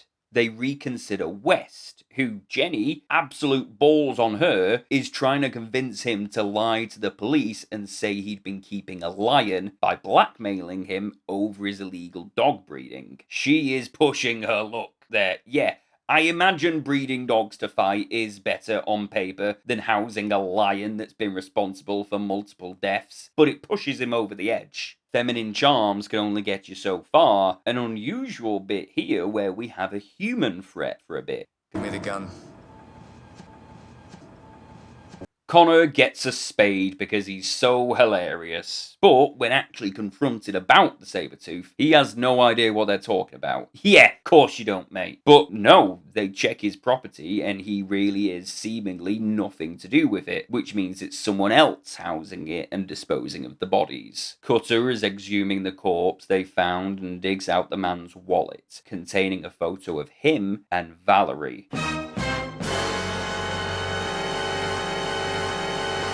Obviously, Valerie was aware of something we weren't, but I weren't expecting her to be housing the thing like a bloody house cat. What is wrong with white women? Nick heads over to confront her, and the music is very solemn here. Then we see why. She had this thing for years. I bring you again back to the example of folks keeping big cats as pets. It's even still happening today. You've probably seen people on TikTok finding an abandoned kitten, nursing it back to health, only to find out it's a bloody bobcat. This is even the leading idea as the source of a lot of the UK's big cat sightings. When the Dangerous Animals Act was enforced in 1976, outlawing the domestic ownership of exotic animals, a lot of the folk who owned said big cats didn't want to go through the long and complicated process of shipping them abroad or surrendering them to zoos, so just let them loose in the countryside. Probably the most famous case was farmer Eric Lay, who lost over 100 sheep at his farm in Devon to the Black Beast of Exmoor, which got so bad it ended with the Royal Marines being called in to exterminate the beast. They didn't find anything, but did report feeling hunted. A puma was captured in Inverness in the 80s, a lynx was caught alive by police in North London in 2001, and then this very year, 2 more lynx were caught up in Scotland. Wild. A bit of Hadley family history now, as I actually have admittedly second-hand experience with this kind of encounter. My grandmother, bless her soul, had a story that she swore was true. It wasn't anything massive, but it lingered with her for a very long time. She has no idea of the whole cryptozoological community, and it was only me, the cryptid-obsessed teenager, that was able to get her to bring it up. She was living in South London in the 1970s and would always walk along this one specific path next to a rural area. It wasn't quite a car park, not quite a building site. I'm sure you know the sort of place that I mean. She walked along there on her way to the bus stop to go to work and would walk back along it on the way home. And one morning, it was foggy, granted, but she saw a black cat walking along the walled area. She watched it walk the full length of the stone wall, then drop off at the end, away from her, out of sight. She didn't think anything of it at the time, but it lingered in her brain while she was working. Something about it just didn't sit right with her. So much so that on her way back home, walking along that trail, she decided to deviate from a path and go to the wall where she spotted the cat. And upon reaching it, she realised that what she had assumed was a small, knee-high wall was actually up to shoulder height. And comparatively, the way she saw the cat move across it, how large its strides were and how it dipped down in a single movement, it'd have had to have been 4 to 5 times larger than the house cat she had assumed it was. The story ends there. She went back home and treated it nothing but an unusual encounter. But it stuck with me. I believe that the UK had or did have a big cat population living in the wild, and that my grandmother saw one of them that day. So all of this probably makes it the most grounded episode to date. Hell, you can remove the Sabertooth from the plot, replace it with a liger, and not much would change. Valerie likely never knew its significance when it was a kitten. Hell, she said she found the cat in her garage. That doesn't mean her current garage, and with how paranoid she seems to be about people discovering him, she likely took the job and house here in the first place, so it had access to cordoned off woodland. Her boyfriend, quote, got careless around it, hence why he was buried in secret. Say what you want about her, she's a good cat mum. She just so happens to have Clifford, the big angry cat. She's made her own deduction. She knows it's a Sabertooth, but believes that the Ark created it in some kind of cloning experiment and are now here to cover their tracks. That's not how it is. Please don't lie to me. I'm not stupid. Why the fuck you lying? Why you always lying? Cutter should have just told her the truth flat out. It's not that outlandish in current circumstances, and he's never shied away from leaking information to victims before. He picked the worst time for character development. Oh, he's in airplane mode, close quarters, hand to hand against the Sabertooth. There is no chance this man is coming out alive. I don't care what he's done in the past, that is a Sabertooth monster, and you are not getting out of this. What was it Valerie just said? Probably gonna kill you too. He'd never hurt me. Say. There was too much adrenaline in its system. It would have attacked anyone at that moment. The cat gets tranquilized by Stephen, but too late to help Valerie. He really echoes Cutter's own past sentiment here. If the public was aware, people could be saved. It's a heavy ending to a heavy episode, and this might be my favourite from what Series 2 has to offer so far. It was grounded, had a solid mystery, and an emotional gut punch we've not seen since Tom died. First time a creature ever killed a woman as well, by the way. To add on to all of it, Leek breaks the news to Cutter that the creature died of shock in transportation back to the Ark and has been destroyed.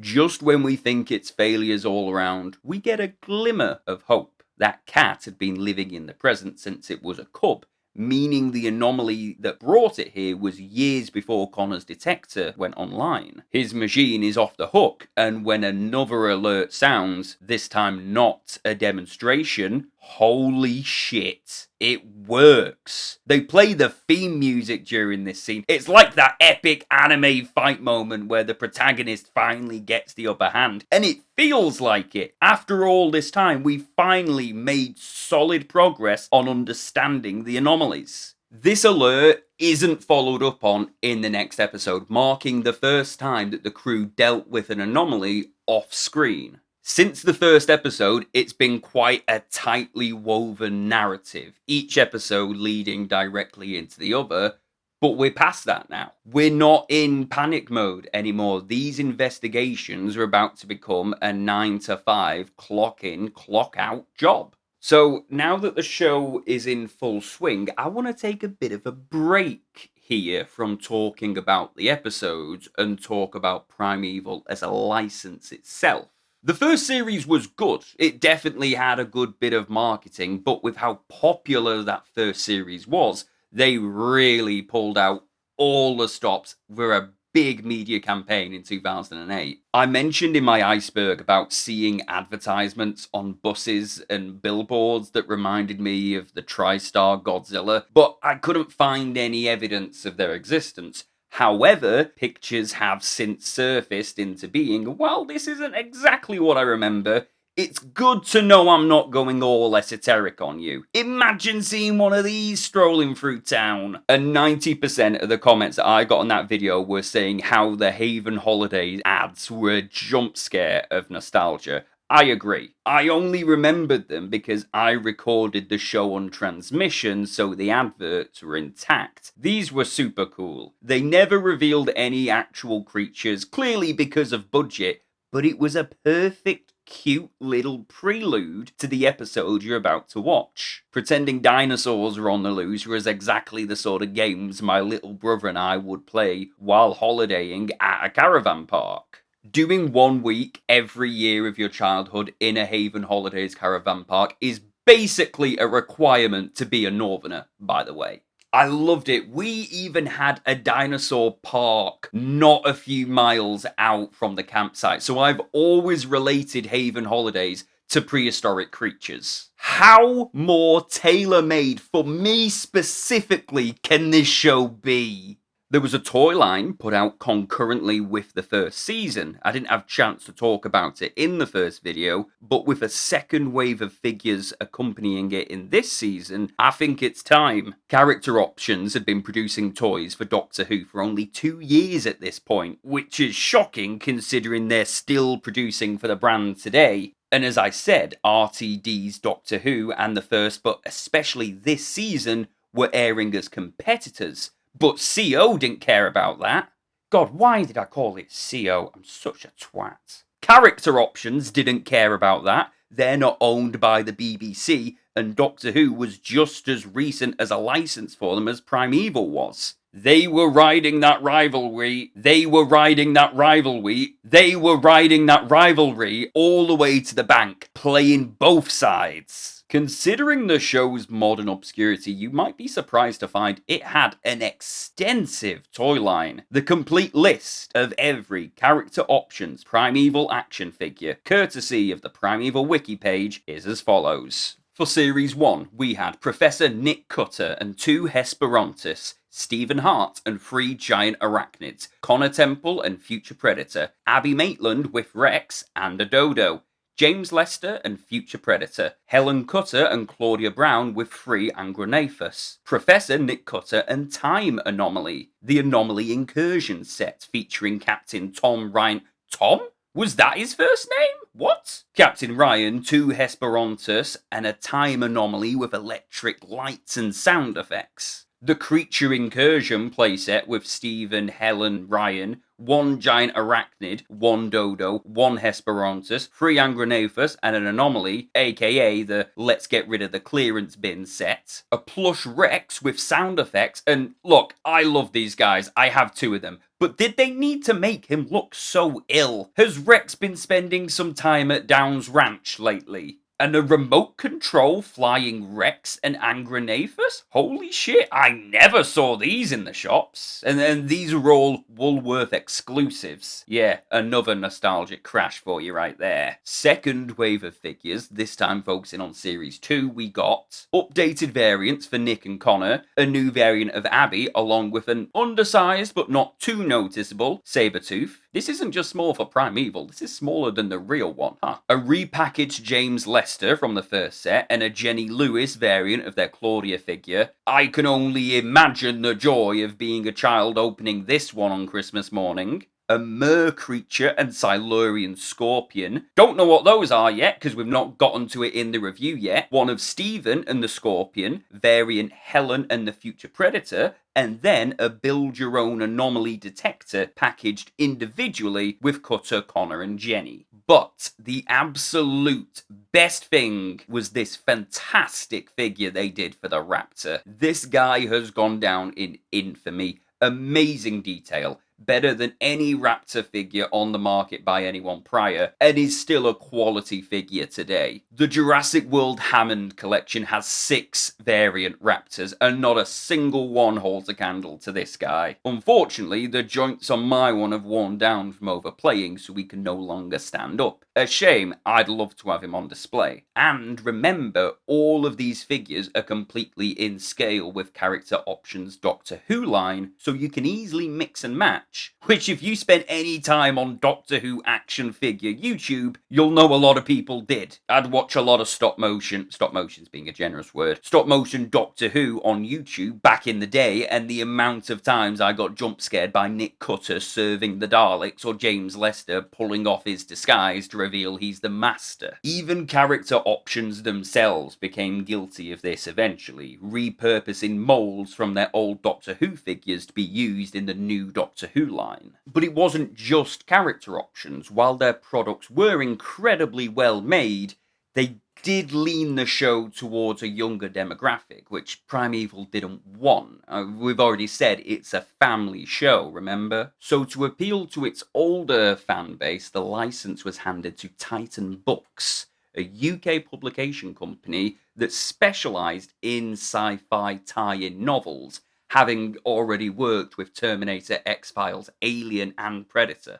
4 novels were the product of this licensing agreement: Shadow of the Jaguar by Steve Savell, The Lost Island by Paul Kearney, Extinction Event by Dan Enbit, and Fire and Water by Simon Guerra. And if you're a long-term subscriber of the channel, you know I've already done a video talking about these. I say talking about them, I don't do a beat-by-beat analysis like I do in these videos. It's far more of an overall book review, but they're there. I thought about maybe doing that now, including them in the narrative at their respective points in continuity, but that'd add a ridiculous amount of runtime to an already long video. And if you want a breakdown of their lore with shite Photoshop and satirical comedy, the Great Primeval Show has already done exactly that. That channel is the face of Primeval's, admittedly, very small presence on YouTube, and it really did deserve a spot on the iceberg, and I am sorry that I got into their content so late. Its videos were a collaborative effort between a few different creators: the Ark Minister, Ancient Realms, and Hodgepodge, who all individually cover Primeval and other paleo media on their own channels. If you are watching this, you've probably seen at least one video made by one of these geezers. One such collaborative project are the Primeval novel breakdowns, where they, page for page, cover the story beats, character plots, lore, and science involved, all with an accompanying visual edit that is completely serious at all times. They've done the first 2 novels, though I happen to know that the third has been recorded, is in the process of editing, and features a very special guest. Wink wink. And it's not just reviews, these guys host plenty of educational editorials and memes.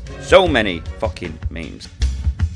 Ancient Realms has helped me out with some of the edits for this video, and they've just put out an hour-long defense of Jurassic Park 3 for its 25th anniversary that you should check out. And if this video comes out roughly the time I want it to, Hodgepodge has done an equally fantastic review for Prehistoric Park's 20th anniversary. I'm gonna link their channel down below so you can go straight to their stuff after you've finished here. Titan Books also had a comic book division, and I can't help but feel we missed a huge opportunity here. There's always a market for dinosaur comics, and it's not like Jurassic Park was doing anything worthy at the time. What is that?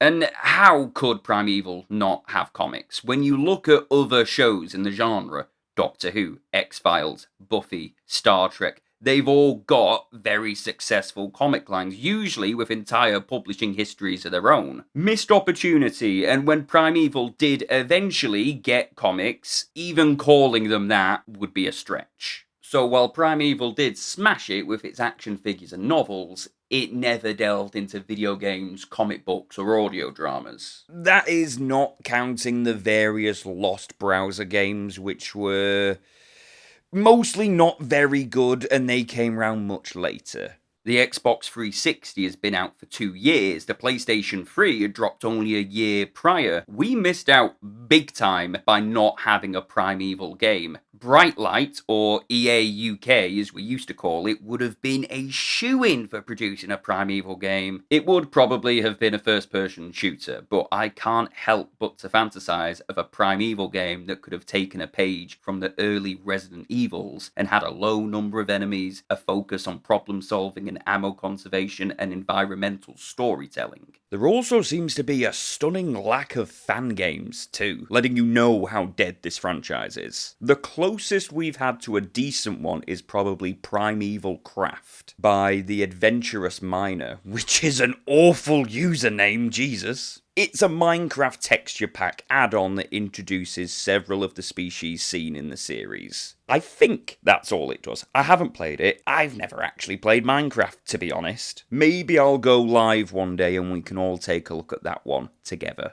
There has never been any sign of a Primeval video game in the works, and I am mad as hell about that. Tell me your ideal Primeval game down below. And audio plays. Look, I've said it before and I will say it again. Some of the best Doctor Who content you're going to encounter isn't in the show. It's in the damned audio plays. I love Big Finish. They make audio plays featuring the older Doctors and some really top quality stuff.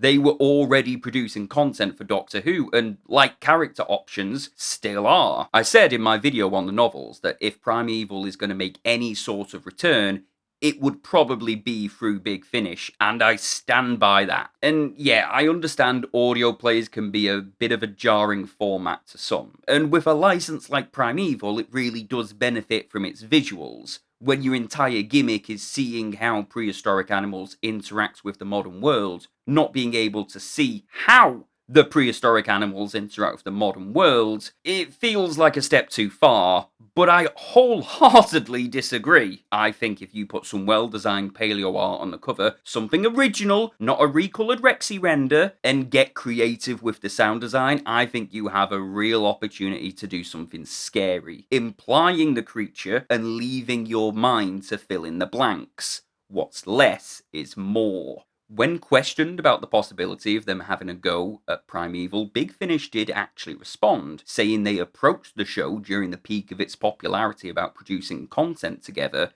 and never heard back. I don't see why this deal couldn't be dug up and renewed now. All the actors are still around, with seemingly no major projects on the horizon, and everyone seems very positive about their time on the show. Doctor Who is by far Big Finish's most profitable license, and I'm sorry if I'm talking for a general minority here, but Doctor Who and Primeval have a pretty big overlap in fans. Sorry for that short interval. It's because in the scripting process I realised that I'd actually lost the second disc and had to order a new one.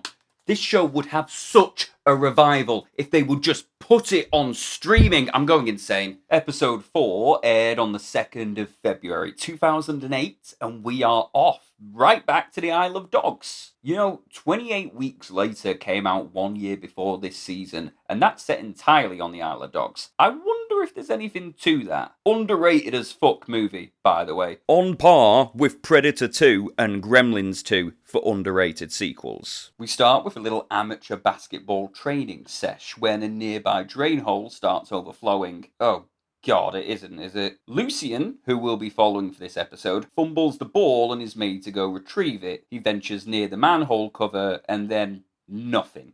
In the blink of an eye, he's gone.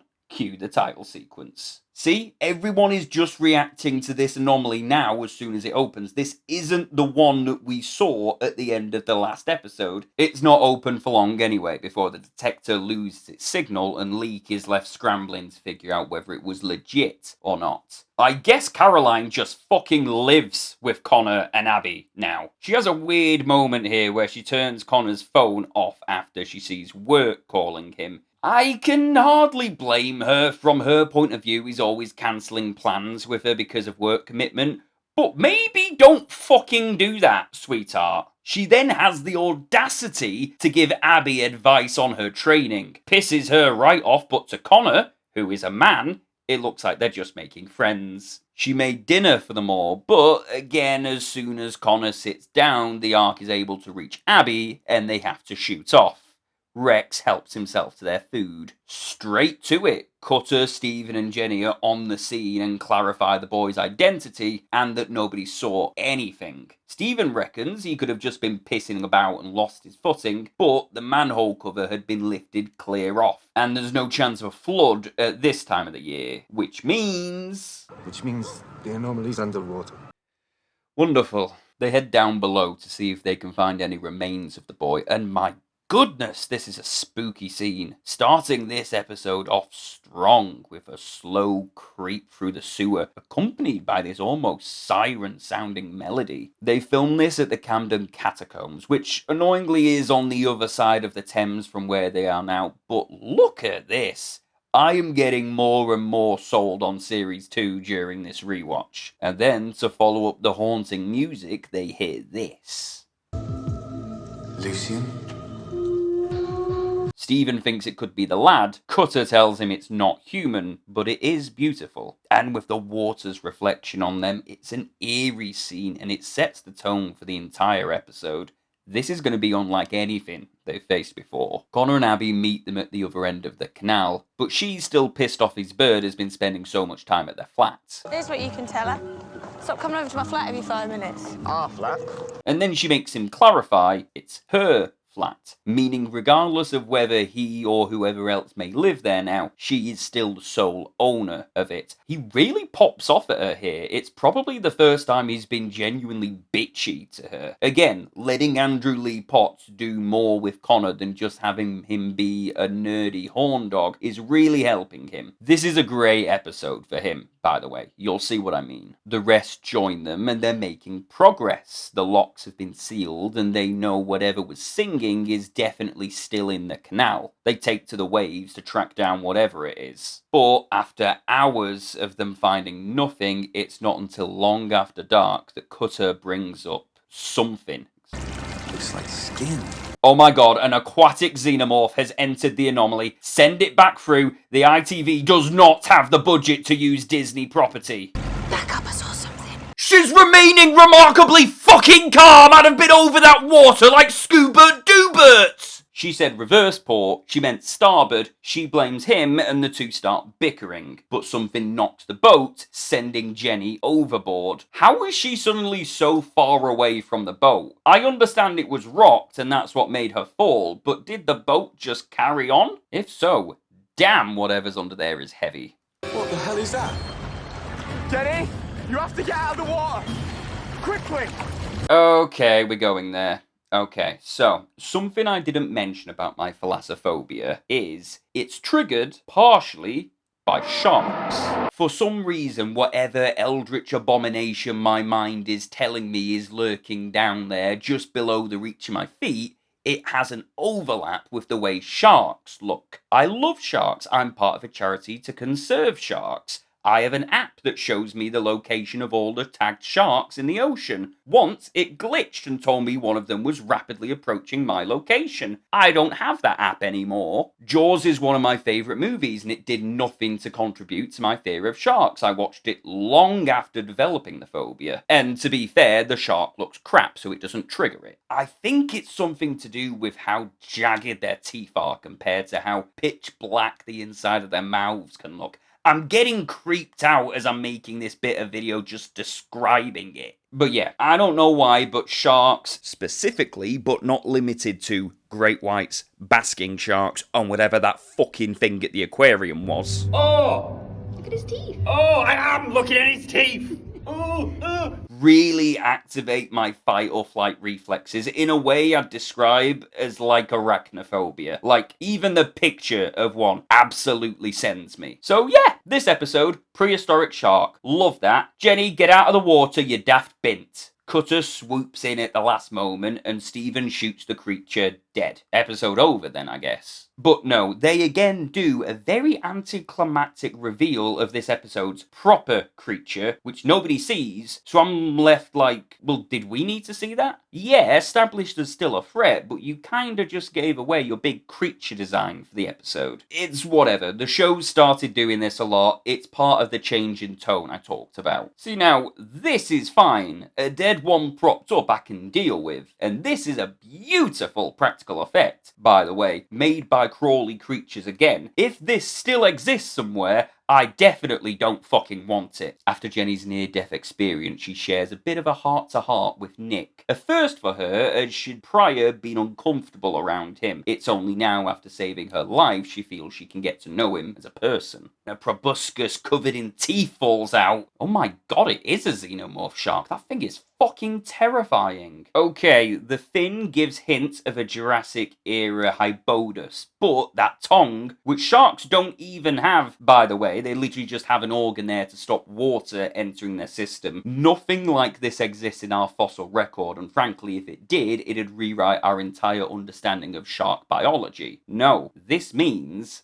This is from the future. Our second one ever, this time the future evolution of the shark lineage. After that killer final, you'd think that they'd only save the future creatures for the end of series finales, but no, it's here. It's part of their life now. An anomaly opening to the future is just as likely as one opening to the past. But they want to be sure that this is Lucian's killer, so they cut it open. And this is the old Jaws scene. I'm beginning to notice a lot of movie trend here. Jurassic Park, Tremors, Aliens, and now Jaws. I don't know if it's intentional or not, but I like it. Wow, that's strong. Yeah, it's strong. It's armor plated. I don't think you'd be able to do jack with that knife. So it wasn't the shark, because its stomach didn't contain any of his remains, which, as Jaws taught us, would definitely still be there. This might suggest that there's two of them, or they have a further evolved digestional tract, but Cutter feels the proboscis wouldn't have been manoeuvrable enough to pull him through that manhole cover. He reckons it's something else, something semi-aquatic. And that singing and the skin they found all point to whatever future beastie they're dealing with. It's something mammalian. They give Lester the bad news, who takes it very seriously. So to sum up then, we're looking for a deadly skin-shedding aquatic predator with a neat line in Charlotte Church impressions. Well, the marketing possibilities are endless. Nick and Stephen find themselves on opposing sides here, with the former wanting to continue the search under the assumption that they're dealing with something land-based, while the latter wants to drain the canal to find the second shark. Leek has such a smackable face. Alphys and Undyne get home to... Aw, Caroline waited up for him. But Abby can't find Rex. He is inexplicably...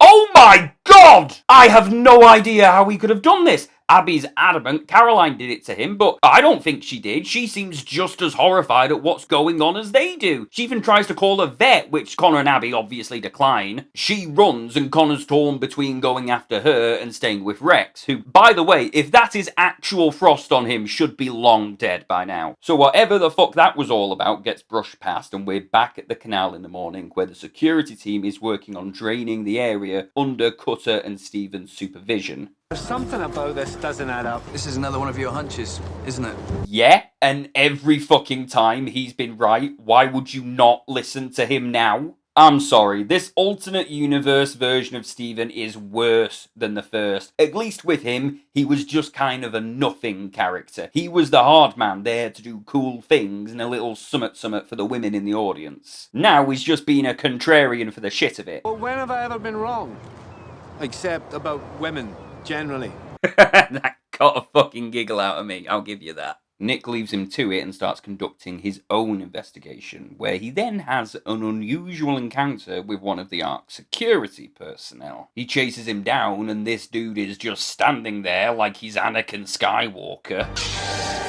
Cutter knows him. He thinks he recognises him from somewhere, but is knocked out before he can push further, and as soon as he wakes up, he can hear it again. It's that singing. It is beautifully chilling. The show likes to draw comparisons between its creatures and beasts from myth and legend, and it's making me want to start connecting some dots about the ancient tales of Siren Song. That's the beauty of this show. It breeds creativity. You cannot sit through a series and a half of it without some kind of headcanon or theory revolving around the anomaly and creatures. Though Series 2 isn't great with its mysteries, because at its core, I do feel it is targeted towards a younger demographic now. But it severely makes up for that by exposing said younger demographic to a plethora of diversity in paleo media that they'd have been unfamiliar with thus far, so it balances out. While they're listening to it, Connor makes a stoner joke about something he heard in a tent in Glastonbury. Which, by the way, if you've read Shadow of the Jaguar, this is now the second canon reference to Connor doing drugs. And Abby is immediately on him, saying he's never been there. And these two are at each other's throats this episode. It's kinda hard to watch. Despite everything I've said, they have a really good dynamic, and it just doesn't feel right watching them genuinely dislike each other. Cutter takes them out on the boat, hoping to replay the recording and lure whatever created it to them, which it does! Abby thinks she sees something almost human-looking under the water, and we get a rare time here where even Connor disagrees with Cutter's instincts. And then it just fucking takes Abby. They turn around and reach out for her, but she's gone, dragged down beneath the waves, and they don't find her. She is dead. By the time they're able to bring in more divers, it's already a search for a body. You don't think the show's just gonna kill off one of its main characters in a random episode, but here we are. So, yeah, you know she's going to end up surviving somehow, but the interesting bit is finding out how you can survive being dragged to the bottom of a lake and never coming back up to the surface. And I don't know why they're being so enforceful that they check the reservoir instead of the canal. It gets to the point they bring Lester down to rein Nick in and order him to search the reservoir or be fired. Was this all necessary? I know tensions are high right now, but this is getting out of hand. Connor, bless him, really does seem heartbroken here. He and Abby have spent the episode rowing, so they were on bad terms when she was taken. And Nick and Steven are a bit heartless to him when they think that she's dead. Like, damn, 8 episodes ago, you wanted to bang her, and 3 ago, you were treating her like your work daughter. At minimum, it has at least proven the shark wasn't the only threat. But for some reason, Lester still only wants the Ark to focus on this body of water, despite Cutter insisting multiple times that this is probably not where the creature's nest is. Let the man do the job that you bloody pay him for. So Steven sticks to doing that. Cutter storms off, and Connor is just left alone in their flat to reminisce about what shitty terms they were on when she died. This episode is an emotional mess. They cut between these shots of him and Abby underwater, and these scared the shit out of me. This is horrible. Cutter's been fired now. He's not supposed to be involved in the investigation at all, but Jenny found some reports of a flooded basement near the canal. Now, it doesn't warrant a formal investigation, but she conveniently tells him the exact spot to go to. I am really starting to like the dynamic between these two. I don't quite prefer them over him and Claudia. That one was just sweet, but we're getting there. Nick, still fired, recruits the sick leave Connor to help him investigate this new lead, but he's heartbroken over Abby's loss. He is taking this really traumatically. It makes me wonder what would happen if one of the team really did die. Claudia's history changed, but there was no group grieving process there. I wonder how each member of the group would react to seeing one of them could actually die doing this. It's nice what Cutter says to him. I love whenever we get scenes like this between him and Connor. I'm so used to seeing him bothering him that the change now feels like a welcome growth in character. He doesn't even say anything during this phone call. Normally he'd be talking his ear off.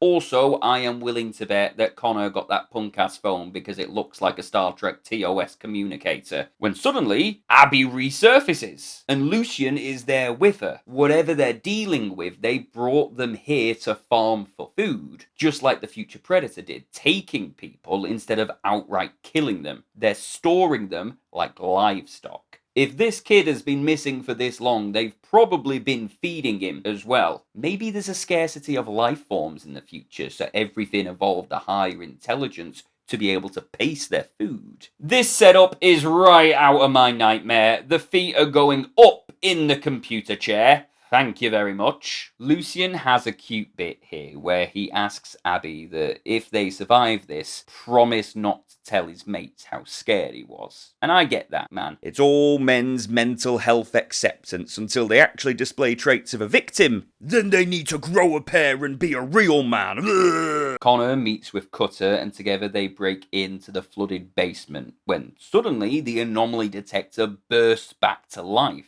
Seemingly, despite whatever malfunction it faced at the beginning of the episode, the anomaly has reopened. The lads, realizing they are just on the other side of the wall from its location, start knocking the bricks through. Just breaking through a wall isn't utilized enough in horror. Or, Annabelle's locked the door. I'm going through the fucking drywall. Try me. By the time they arrive in the nest, the creature has already taken Abby, who, at minimum, they now know is still alive. The beast finally reveals itself, and Lucian takes it out utilizing his basketball skills.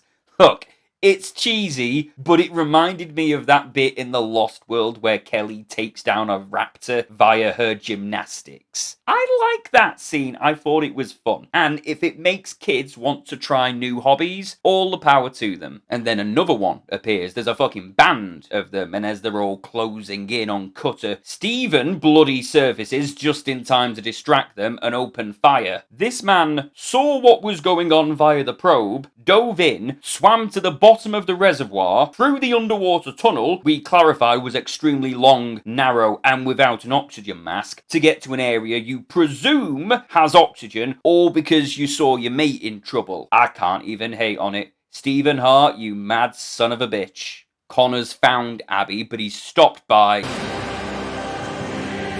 Phil Mitchell? This one is huge. You can tell it's a threat because the music turns into a fucking opera.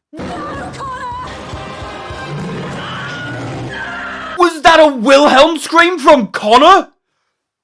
The law! What does this mean for the law? Abby is taken back through the anomaly, but Connor is not done yet. The man is Leon Kennedying his ass through this episode, thus marking the first time that he and her travel through an anomaly, but also our first ever look into the Earth's future. Remember, we never actually got to the future anomaly in the Series 1 final, and there's a few of these beasties. Storms seem rampant in the distance, but at least the ocean has returned to its natural blue. They filmed this in the Canary Islands, the same spot as the Cretaceous Desert, and we'll even be seeing it again next episode. It had taken Abby through, but she'd been able to get away, and this one is so much bigger than the rest, and with the red coloration, I'm figuring this is some kind of matriarchal society, possibly even a hive with a dominant queen, a trait that's rarely but not never found in mammals. The music goes fucking hard as Connor is trying to reach down to Abby, both of them absolutely desperate to get out of here as quickly as possible. She tells him to let her go lest they both be killed, but he can't. I can't! I love you! Good man. She is slipping. The matriarch is nearly on them. And then, finally, I shit you not, this brought a smile to my face. Cutter and Stephen get their predator moment where they just mow down everything. The Ark has arrived in the future, bitch. And not for the last time. Lester doesn't give a fuck here. They have a decent opportunity to study the Earth's future with this anomaly not showing signs of closing. But he's not having any of it. He wants the whole place bought and filled with 10,000 tons of concrete. And Abby is like, is that it? Is that what our future looks like? And yeah, they really kind of just skip over that. What was once a gimmick so important they devoted a series final to it is now just in a random episode. But he reassures her that humanity will be long gone by the time the Earth looks like that. Possibly even evolve to return to the sea. What, you mean those things could be our descendants? Yeah, it's possible. It's beginning to look a lot like fishmen.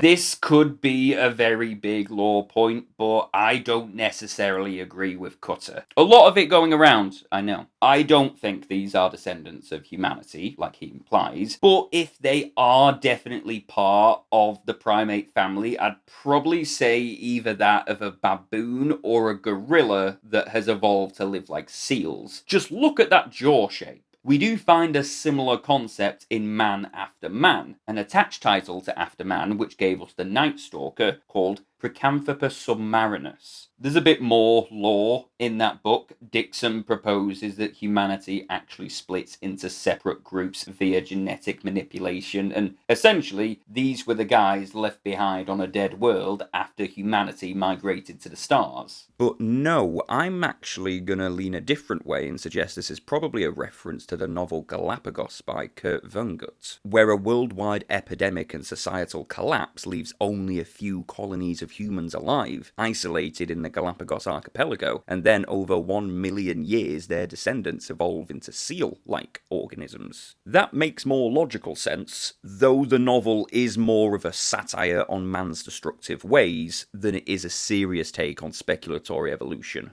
Either way, I'm rolling with the thought that if the future predators are Primeval's equivalent to the Night Stalker, these guys have that same equivalent to Picanthropus. Maybe with a hint of Von Guts with that line specifically. Then just apply Primeval's monsterification filter to them and you get something that looks pretty damn near these Mer Creatures. That's what they're called, by the way. Mer Creatures. They're another one from Darren Hawley, and the concept art resembles seals more than it does apes, hence why I'm inclined to lean more on the side of them having the Von Gut reference over Man After Man. I highly recommend looking this guy up, by the way. We know him from Kong and Primeval, but he also did the Suicide Squad, Thor Ragnarok, Infinity War, World War Z, Guardians of the Galaxy, Fantastic Beasts, Mowgli, Swamp Thing, How to Train Your Dragon, and Dread. This fella is concept art royalty, and we were lucky to have him on the team. Wouldn't have been Primeval without him.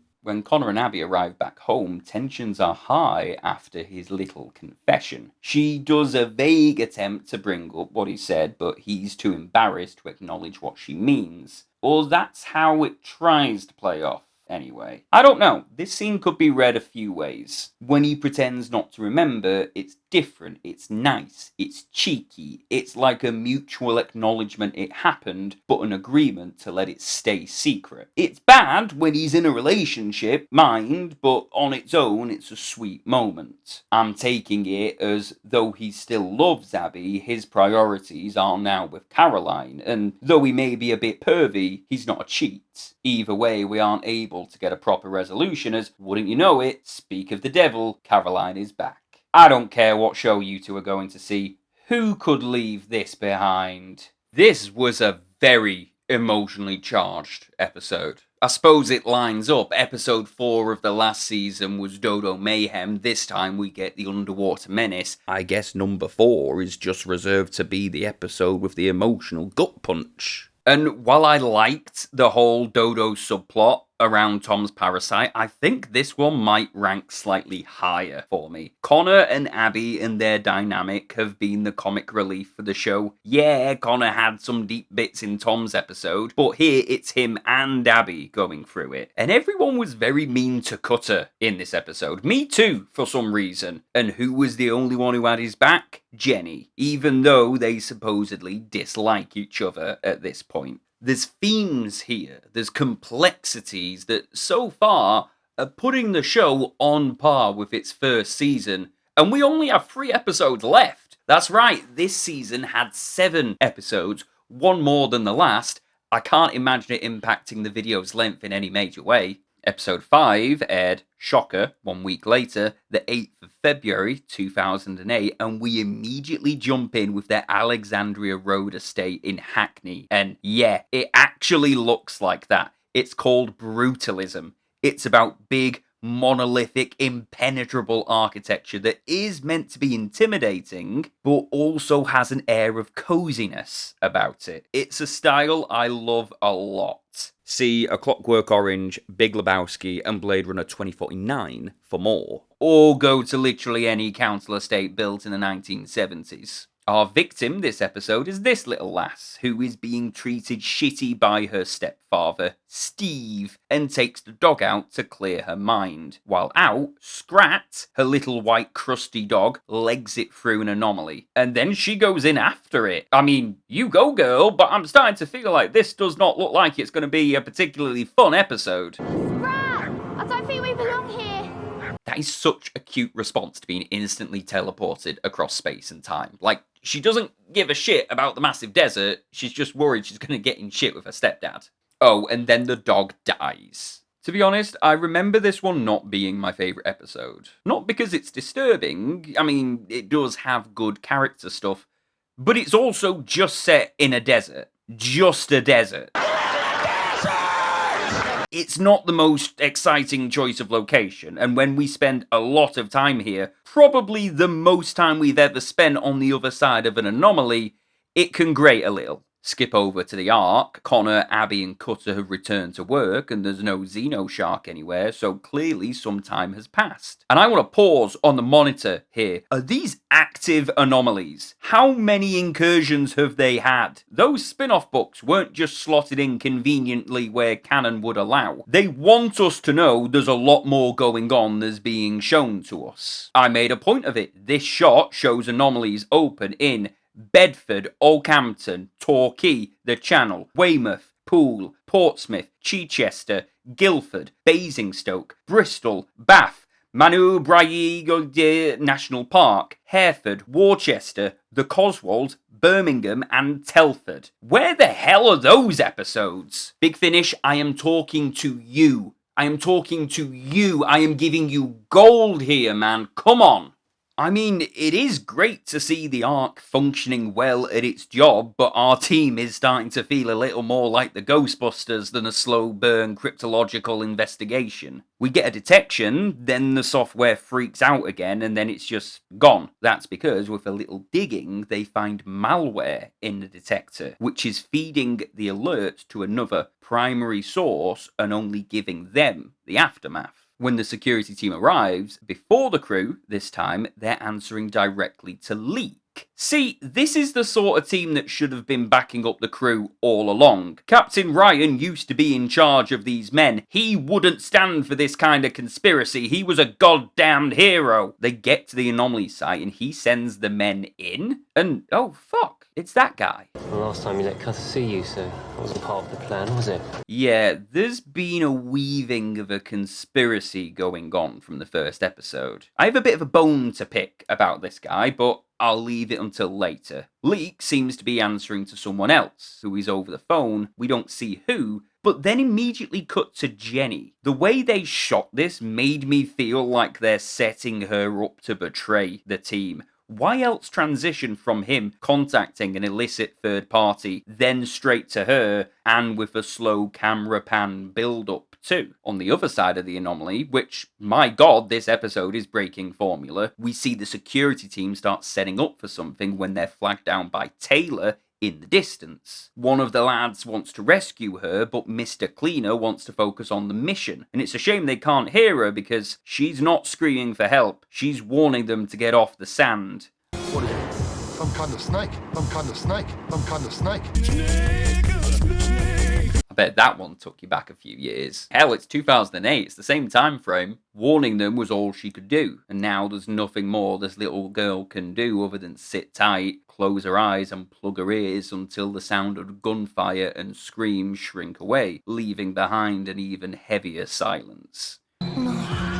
Oh my god! Helen spews more of a poisonous bullshit. Poisonous, not venomous. Sorry, PTSD then. Bullshit to Stephen. I guess she just lives there now. And we know it's bullshit because she does nothing but bullshit. Yeah, she's here naked because she didn't like getting rejected earlier. She tells him he's being lied to, that Lester has an agenda he doesn't know about. What this agenda actually is, we don't know. I mean, why are there SWAT soldiers trying to capture a snake in the desert? The audience isn't supposed to know yet, so we just gotta leave those loose ends hanging for now. When the proper arc does arrive, Leek tries not to be seen, which is suspicious. And Claudia's dressed like this because she had been at her own engagement party and dropped it all and rushed in as soon as the alert sounded. You know, I'd hate to be a fiancé, but I can't lie, she is impressive. Nick follows the signal to the drain pipe and, sorry, shouldn't it be dragging all the massive metal sheets into it or disturbing them at very least? I think the writers recognised the anomalies being magnetic was a cool, realistic concept, but then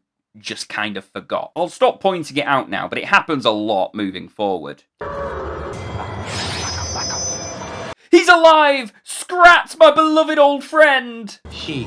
It's a she. She's alive! Scrat, my beloved old friend! Connor and Stephen get a rare scene here together, and he's asking Stephen how to approach what went down with Abby. Stephen isn't put off by this, so clearly whatever there was between him and Abby is long done and dusted. And then he brings up the very good point of Connor's current girlfriend, which he's very avoidant on. He had moved on from Abby, but as soon as the possibility of being with her is back on the table, he's mentally checked out of his current relationship. After that, he presents the group with his newest invention, solidifying his space as the team's resident gadget guy. He'd always kind of been that, but with the bigger budget from the arc, he's now able to enter the ranks of Egon, Donatello and Q. But this is essentially still just a modified control car. God, imagine how well we'd be able to explore the anomalies now that we have drones. Through the makeshift probe, they're able to pinpoint the realm on the other side as pre-Carboniferous, but later than the Cambrian, and Cutter settles on the Silurian era as a hypothesis. This is an interesting one. The Silurian era is our best guess for when terrestrial life first began, when our ancestors left the waves and established life on land. That's because plant life had started developing, creating an atmosphere that was breathable and would eventually lead to the forests of the Carboniferous.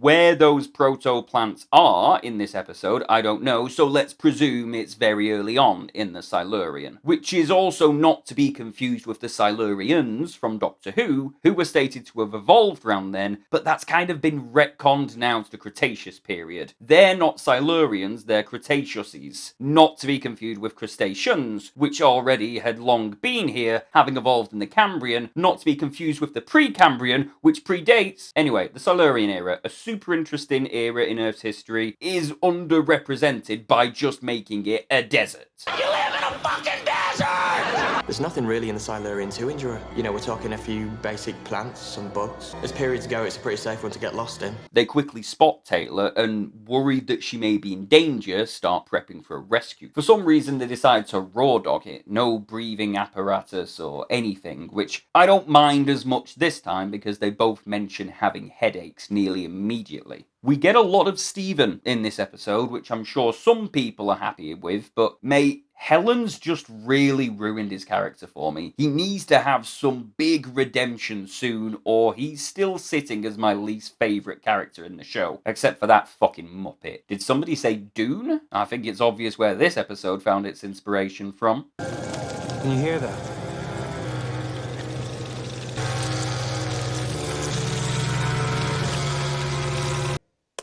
That's disgusting. Hang about. Those are Arthroplora. I mean, not actual Arthroplora, but that is the same exact CG model from the first season, just resized. This species isn't named in the episode, but going off of the reuse of the model as a clue, I'm going to say these guys are meant to be Eoarthroplora, an ancestor to them which did actually live in the Silurian period. Connor asks Abby if she reckons he should end it with Caroline, and bless her, she tries really hard to pretend to think about it. She gives the very generic answer of, do what's best for yourself. And then this lad, I am not exaggerating, breaks up with her then and there over text. Damn! He breaks it to Abby more gently than he does her, to which she rightfully scolds him on. She never even liked Caroline, and even she's like, you're being a twat. Then, oddly, we get a scene of Jenny breaking the news to Steve, who, even though they established it as an unhappy relationship between the two in the beginning, this guy does seem really choked up about it. He thought she'd run away because he was doing a shit job as her dad. Jenny tells him she'd fallen down a pipe and that they're working to get her out, and straight away he's like, where is this pipe? Send me down, I'll go get her. It's the little touches of humanity like this that really help the show's formula. It's a monster of the week thing for us, but for the bystanders who end up involved, this is a traumatic, life-changing event.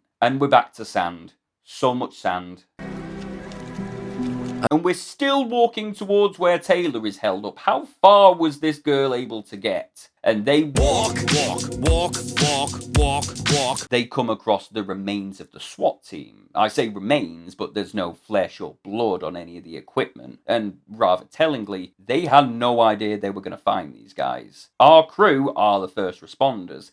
If the Ark has sent anyone in before them, that's news to them. But they do find a body cam, and somehow this bloke always struck me as the kind of chap whose downfall would come at the hands of reviewing the body cam footage. They're all dead. You're not surprised by any of this, are you? What do you know? I don't know anything. There's a traitor on the team. Maybe it's Lester. It's someone. If they properly communicated here, they could get the conspiracy out in the open. They nearly get there, and I do think by the end of the episode they're on better terms with one another than before, but it begs for them to just have it all out in the open. They even get it established vocally that there is a traitor on the team. Little does Steven know, it's him. Oh, maybe we are doing tremors. Makes me wonder why they don't just lift themselves out of the ground and grab at them. There's clearly a large organic mass under there which must have some level of dexterity. But I also do like the idea that being in the sun too long hurts Silurian species because they've not developed skin that's resistant to UV radiation yet. So far as kid characters go, Primeval has a pretty good track record.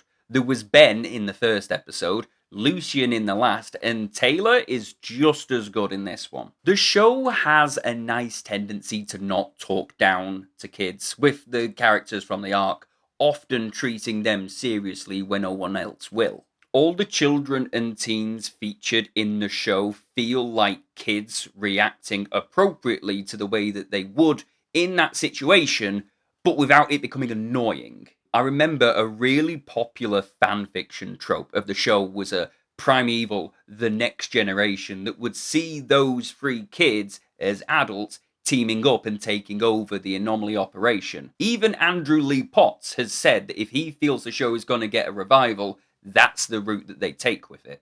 Oh, and look at that! Finally! It only took 11 episodes, but we finally have people using gas masks to adjust to prehistoric air. God, it's weird the things you get excited about as an adult.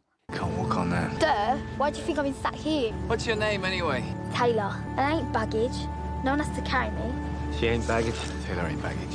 If you're from the UK, you know there are a few things as scary as white women raised on council estates. They have a very distinctive Klingon vibe about them. I mostly mean that as a compliment. One of the Eoarthropleurus loses its way and stumbles through the anomaly, leaving our dashing heroes to give chase as the anomaly pulsates behind them. It's starting to fade, and there is a whole sea of those subterranean predators separating them from it. Connor and Abby chase it down and... oh my god, Wilhelm's sister. They snatch it and chuck it, literally chuck it back through the anomaly. This has been an easy day's work for them. Only one thing's come through. It's the size of a cat and they dealt with it immediately. God, they are getting good at this. But Abby returning the insect seems to weaken the anomaly and they don't make it. Fuck. This has been threatened before but never happened. Some anomalies reopen, some only appear once. They're stuck. No food, no water, no vapes. How the hell are they gonna make it from here? The team regroups at the Ark and Lester places control of the anomaly incursions to Daphne and Scooby, who are very apparent immediately that they do not have the same qualifications Cutter and Steven had. Jenny is broken up, not just about Cutter, but about what the hell she now has to say to Taylor's stepdad. It's a haunting scene. Good luck.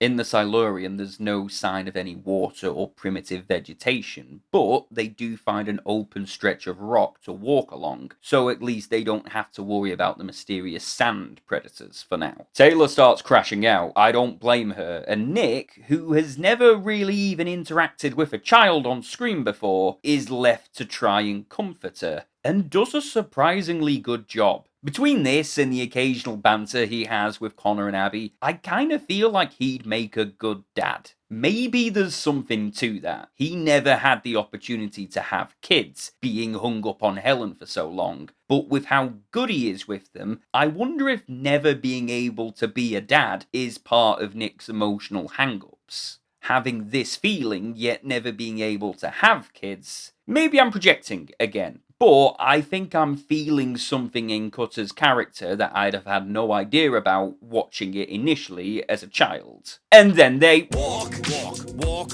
walk, walk, walk. They take shelter from a sandstorm, and then they walk.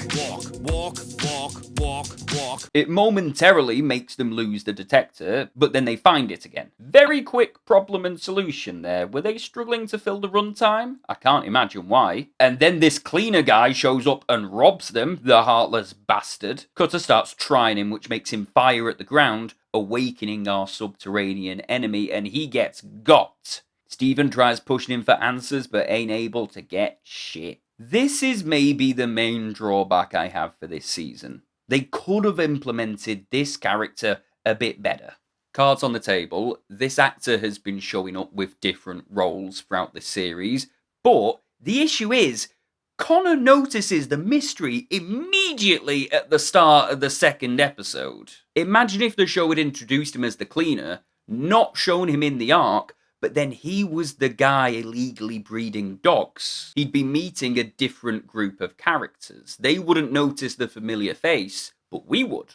And then by the time Cutter notices him at the docks, we're way ahead of him. But no, Cutter and Connor clock him basically right away, and there's no real build-up. I suppose we are halfway through the season, but I just kind of feel this reveal would have gone a bit harder in the final episode. The anomaly seems nearby, but with no rocks to cling to, they have to make the journey across the sand. Which is fine until Taylor does a Susan Foreman and trips, the reverberation of which are tracking the native wildlife. Steven gets got again! He could have easily died here. And I don't just mean from a logical point. I mean, I think his dying here could have pushed Cutter to get to the bottom of the conspiracy and make Helen's plans fall through. I'm glad he makes it out, because I don't think he's bad enough to warrant writing out of the show altogether. But yeah, Taylor brings the beasties to the surface and holy shit! So, nerd time. There is nowhere near enough oxygen in the air to support a creature this size. Needless to say, nothing like this exists in the fossil record that we know of, but it seems rather to be a generic combination of different species that were alive in that time frame. It may be semi-aquatic, but granted we don't see that, though Haynes did use a Brontoscorpio in Walking with Beasts and a sea scorpion in Chased by Dinosaurs with this ability. So I guess we have to chalk this up to the show's most extreme case of its monstification. But then an actual far more realistic Brontoscorpio appears in Primeval New World. A rare win for that show, so I don't know, but big fuck off CGI Monsterfy, hell yeah! In the most kids daytime TV decision the show has made yet, they ride down the dune to safety using the shell of the scorpion as a sledge. It's goofy, but man, look at the smiles on their faces. They pass through the anomaly hoping for home, but Cutter realizes that they may be out of the frying pan and into the fire. They stumble across the territory of Paleolithic man in Ugg boots. I think I just punched an actor.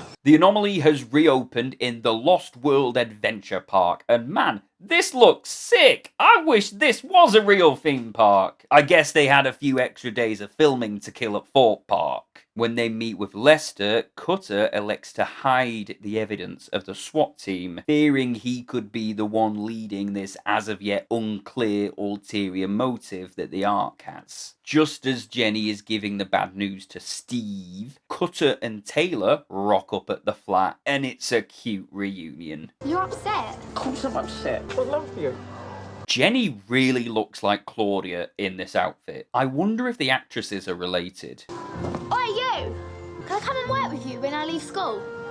Yeah, alright. And thus 12 fanfics were born. Satisfied with the day's work, the crew all return home. When Connor and Abby get in, Caroline is gone, but so is Rex. They split and the damned bitch took the kids. I guess this is Cutter's new office. What a downgrade. He's watching news coverage of Taylor's disappearance and how firemen worked throughout the night to rescue her, all while he has a very bemused expression on his face. He nips out for a second, but when he returns, you know how it is. You put your top secret evidence of industrial espionage down to get a cup of tea for 1 minute, and then the next thing you know, gone. God blimey. And that was episode 5.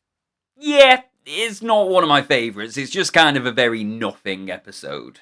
The one about the worms at least had some character stuff. This one takes the setting of the Silurian desert and uses it to delve into this conspiracy subplot, which we somehow learn nothing new about. That's why I skimmed on the details of the guys clocking the cleaner earlier. It's so I had something to talk about during this episode, which does feel like they were building up for it here. But because they'd already alluded to it and referenced it so much, there's just kind of nothing new that happens here. I'm not saying it's our first skippable episode, but I am saying if you did, you're not going to learn anything new in this that you couldn't deduce from episodes prior.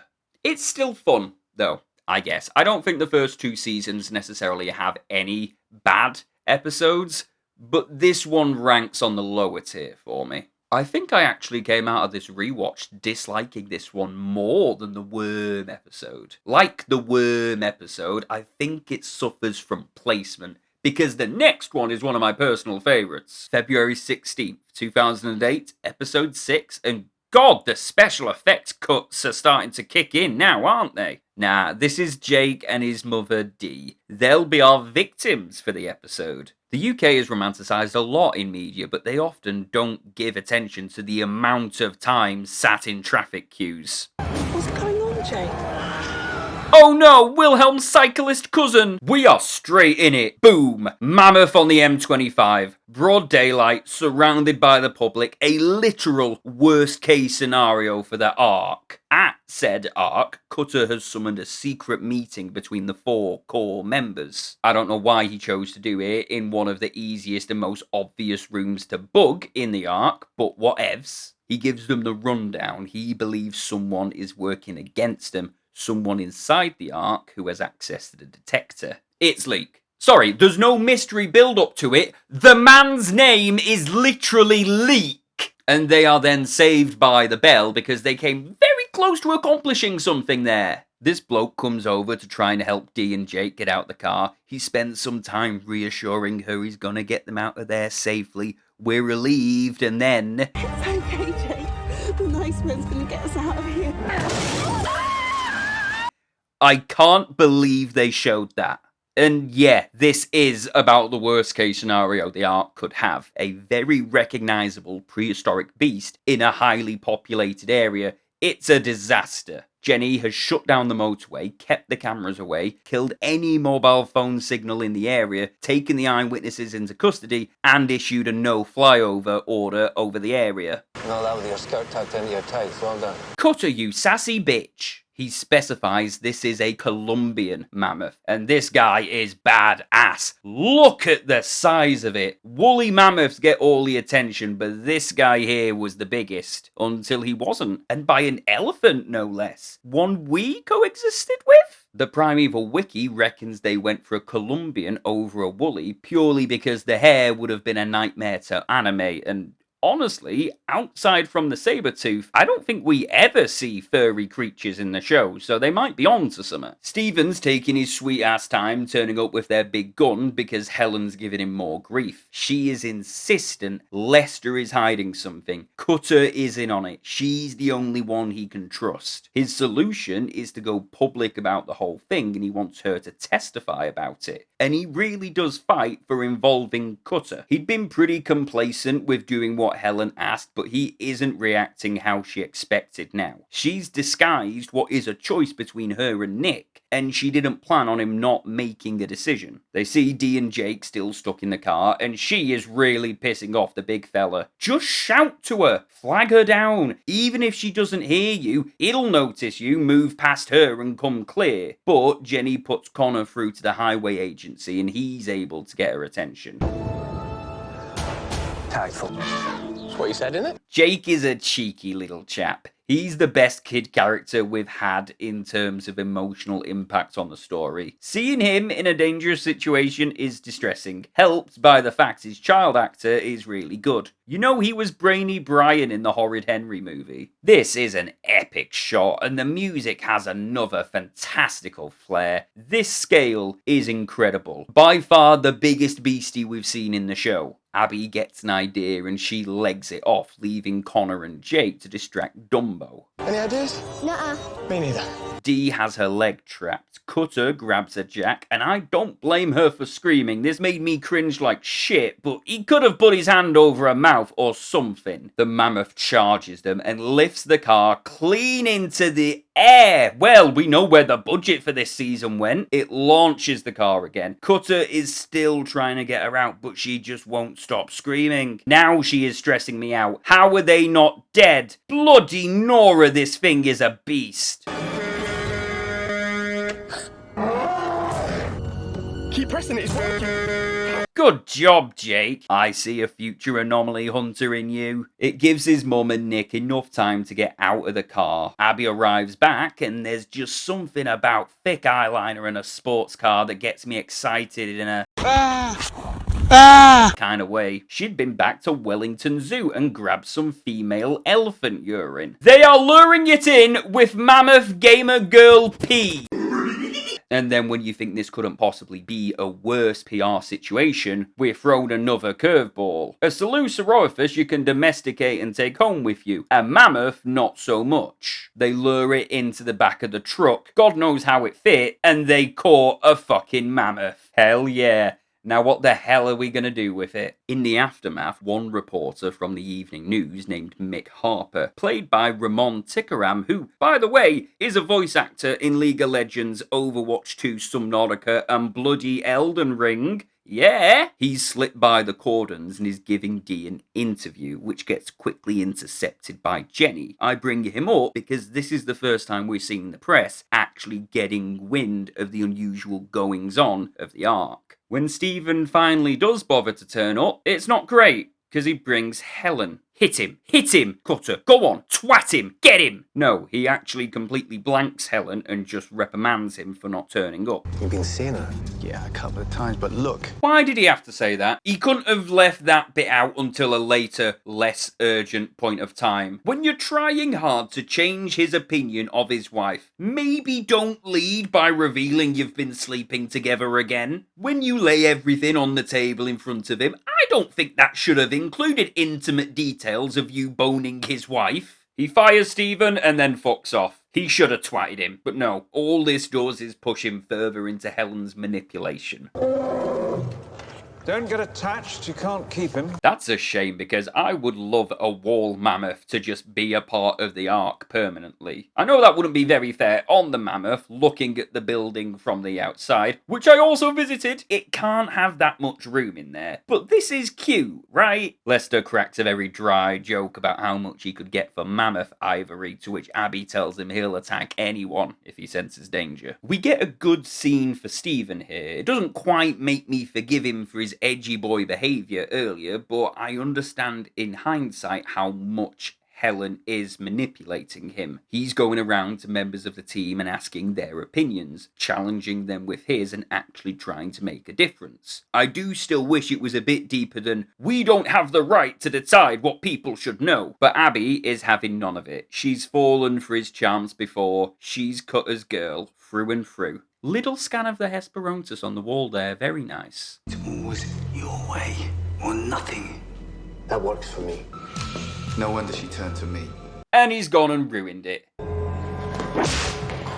Thank you! Finally! Go on! Get him again! Oh, and another shot of more active anomalies. This time in the north. Way! This time in Doncaster, Sheffield, Manchester, Blackpool, Darlington, Newcastle upon Tyne, Dumfries, Gorebridge, Balfron, Isle of Man, and the Giant's Causeway. I kind of like that the anomalies have the good sense to stay out of Liverpool. An Allosaurus would lose a fight against a Scouser, hands down. But we're here because Connor is planting his own malware. What it is, we don't know just yet. But it may be for nothing anyway, as Professor Quirrell was standing right above them watching the whole time. Stephen's gone crying back to Helen, who finds it hilarious that Nick smacked him. Not at Cutter's expense, she's actually flattered that her husband is still jealous. She is just insufferable. Now, Helen is a manipulative bitch, but she brings out the worst in Stephen as well. Together, they make a very slimy duo. Seeing them in scenes together feels so cartoonishly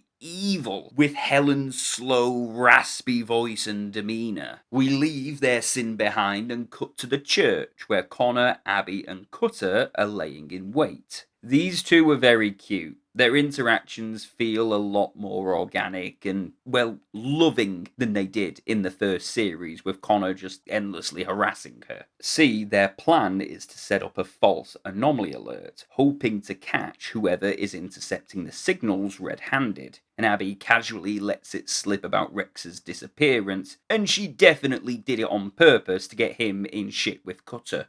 What kind of girl steals your lizard when you split up? But in a nice display of character growth all around, Connor isn't fired on the spot. He understands the weight of losing him, and Cutter gives him the benefit of the doubt that he'll be able to handle it. When the trap is sprung, the signal is tracked, and the security team do turn up. They're being led by... That twist very nearly got me.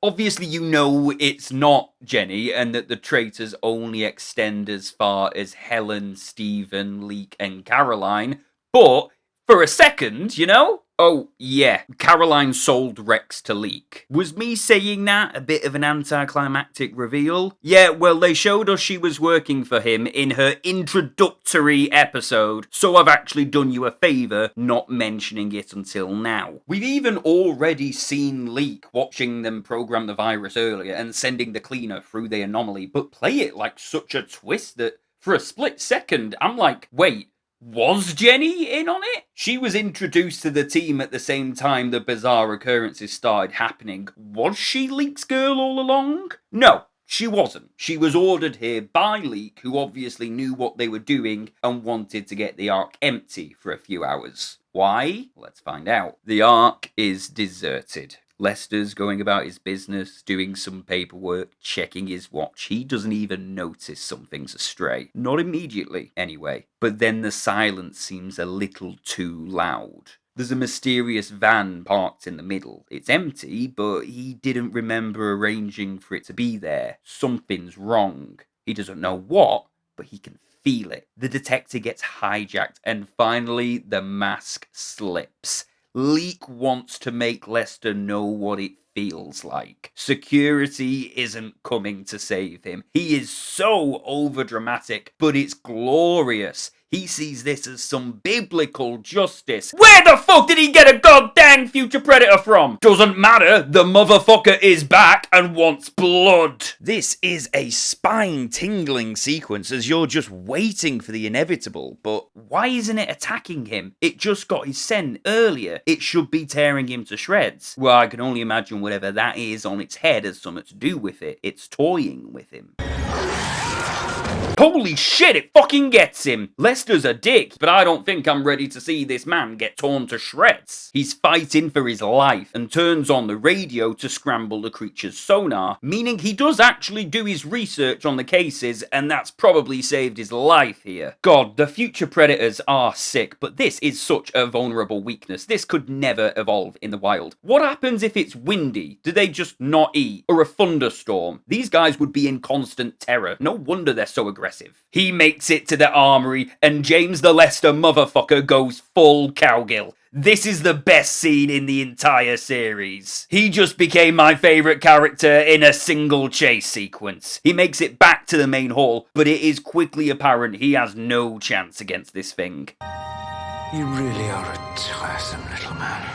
That's all he says. He doesn't apologise or start begging for his life. He doesn't even call him a twat, just a tiresome little man. I don't care what the future predator can do to Lester. That line hurt Leek worse. There's a shot of the garage door opening, but then two much longer shots of Lester and the predator staring each other down, and it's just the right amount of time that what happens next takes you by surprise.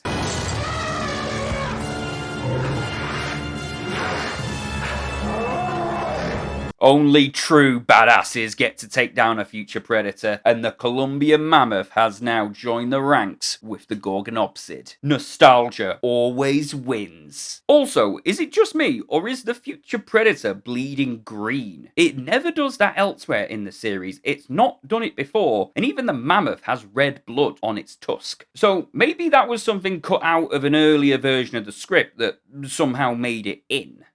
Good boy. Good mammoth. This is a pink shirt in 2008, and I think that is very slay of him. Now, my kids are really pestering me for a pet. If you can't find a home for him. I love the idea that this is what ended up happening. Look at him, he's not being sarcastic. And you can't tell me from everything we've seen of this man that he doesn't own enough land to house a mammoth. Imagine being one of his kids and your strict ass dad comes home one day and brings you a fucking pet mammoth. That is CBBC spin-off material right there. Cutter apologises over pointing a gun at Jenny's head, but in fairness, he set a trap and she sprang it. I don't think he was acting too rash at all. Connor is trying to access Leek's personal files for any kind of clue as to what he's going to do next. They can't crack his password though, so Connor, boy genius that he is, tries the following. Lester. Predator. Mother's maiden name. They always use that. Murphy. How do you know your work colleague's mother's maiden name? He and Lester must have been friends for some good time, but because he's always so to the point and impatient, we're not seeing what are probably some quite hurt feelings. Anomaly. It's way too obvious. Oh, but his own first name wasn't.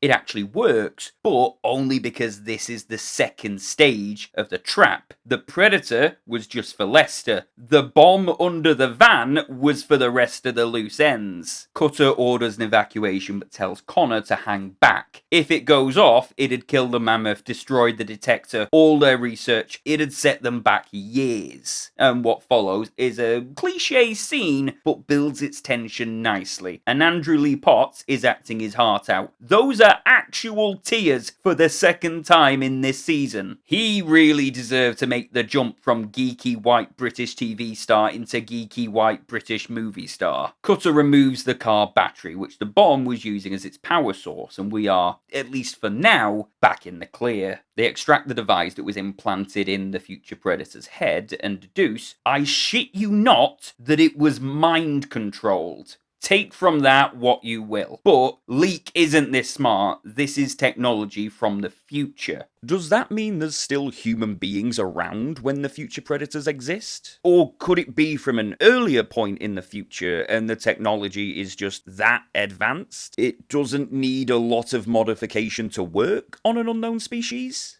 Either way, Nick reckons he can reverse the signal and get a direct lead to where Leek was broadcasting it from. Helen is getting so cartoonishly evil now. She really has been for this season, really since she showed up, to be honest. She just laps up the scenery and every word from her mouth is just oozing with this slimy connivingness. Is that a word? Autocorrect is trying to change it to carnivorous, which honestly might be a better description. Juliette Aubrey did really well in this role. Another shot of the detector here, and we see open anomalies in Dalwhinnie, Ben Nevis, Lochwa, North Oost in the Hebrides, Keith, and Thurso. Surely not all of these our crew went to personally. How would there be enough time? The plan works and they're able to pinpoint the location, but as this is a matter of internal security, the ARC crew is ordered to stay behind while Lester and the security go to arrest him. And the ARC is really peaceful when it's empty. I know that's because a large chunk of its staff just got murdered and the mood is pretty gloomy, but I enjoy the ambience, alright? In this downtime, though, Connor gets a sneaky idea. If he can reverse engineer the signal to find Leek's location, he could probably enter Caroline's number and pinpoint where her phone is. Now, that's very illegal and very weird, but in the case of saving Rex, I endorse it. Annoyed that they'd been left behind, Cutter is like, yeah, fuck it, let's all go jump Connor's ex. And we are near the end of the episode now, but no nearer to a resolution. And yeah, it's a trap. It's obviously a trap, which means we have our first two-parter episode. The first series had 6 episodes, and yeah, this one has 7. This montage as it's swapping between the two teams arriving at their destination, only to find out it was a trap for both parties, is really well edited. Leek knew they'd be following him, so he sent Lester on a wild goose chase, while he has Caroline, meaning the team just walked straight into his hands. Nick is then assaulted in his sleep. Just as he's coming to, Leek steps out the darkness. They had been working together all along, and he's fallen right into his trap. And what is his trap? Well...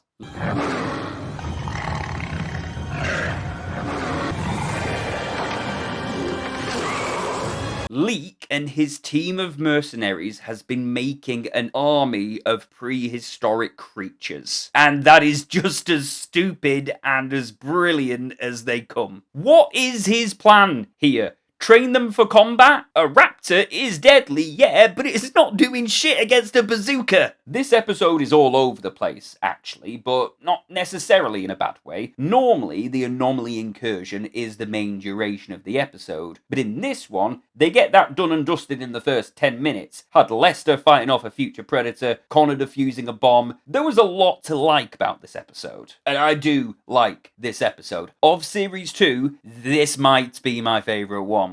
It is the 23rd of February. Last week left us hanging on one hell of a cliffhanger.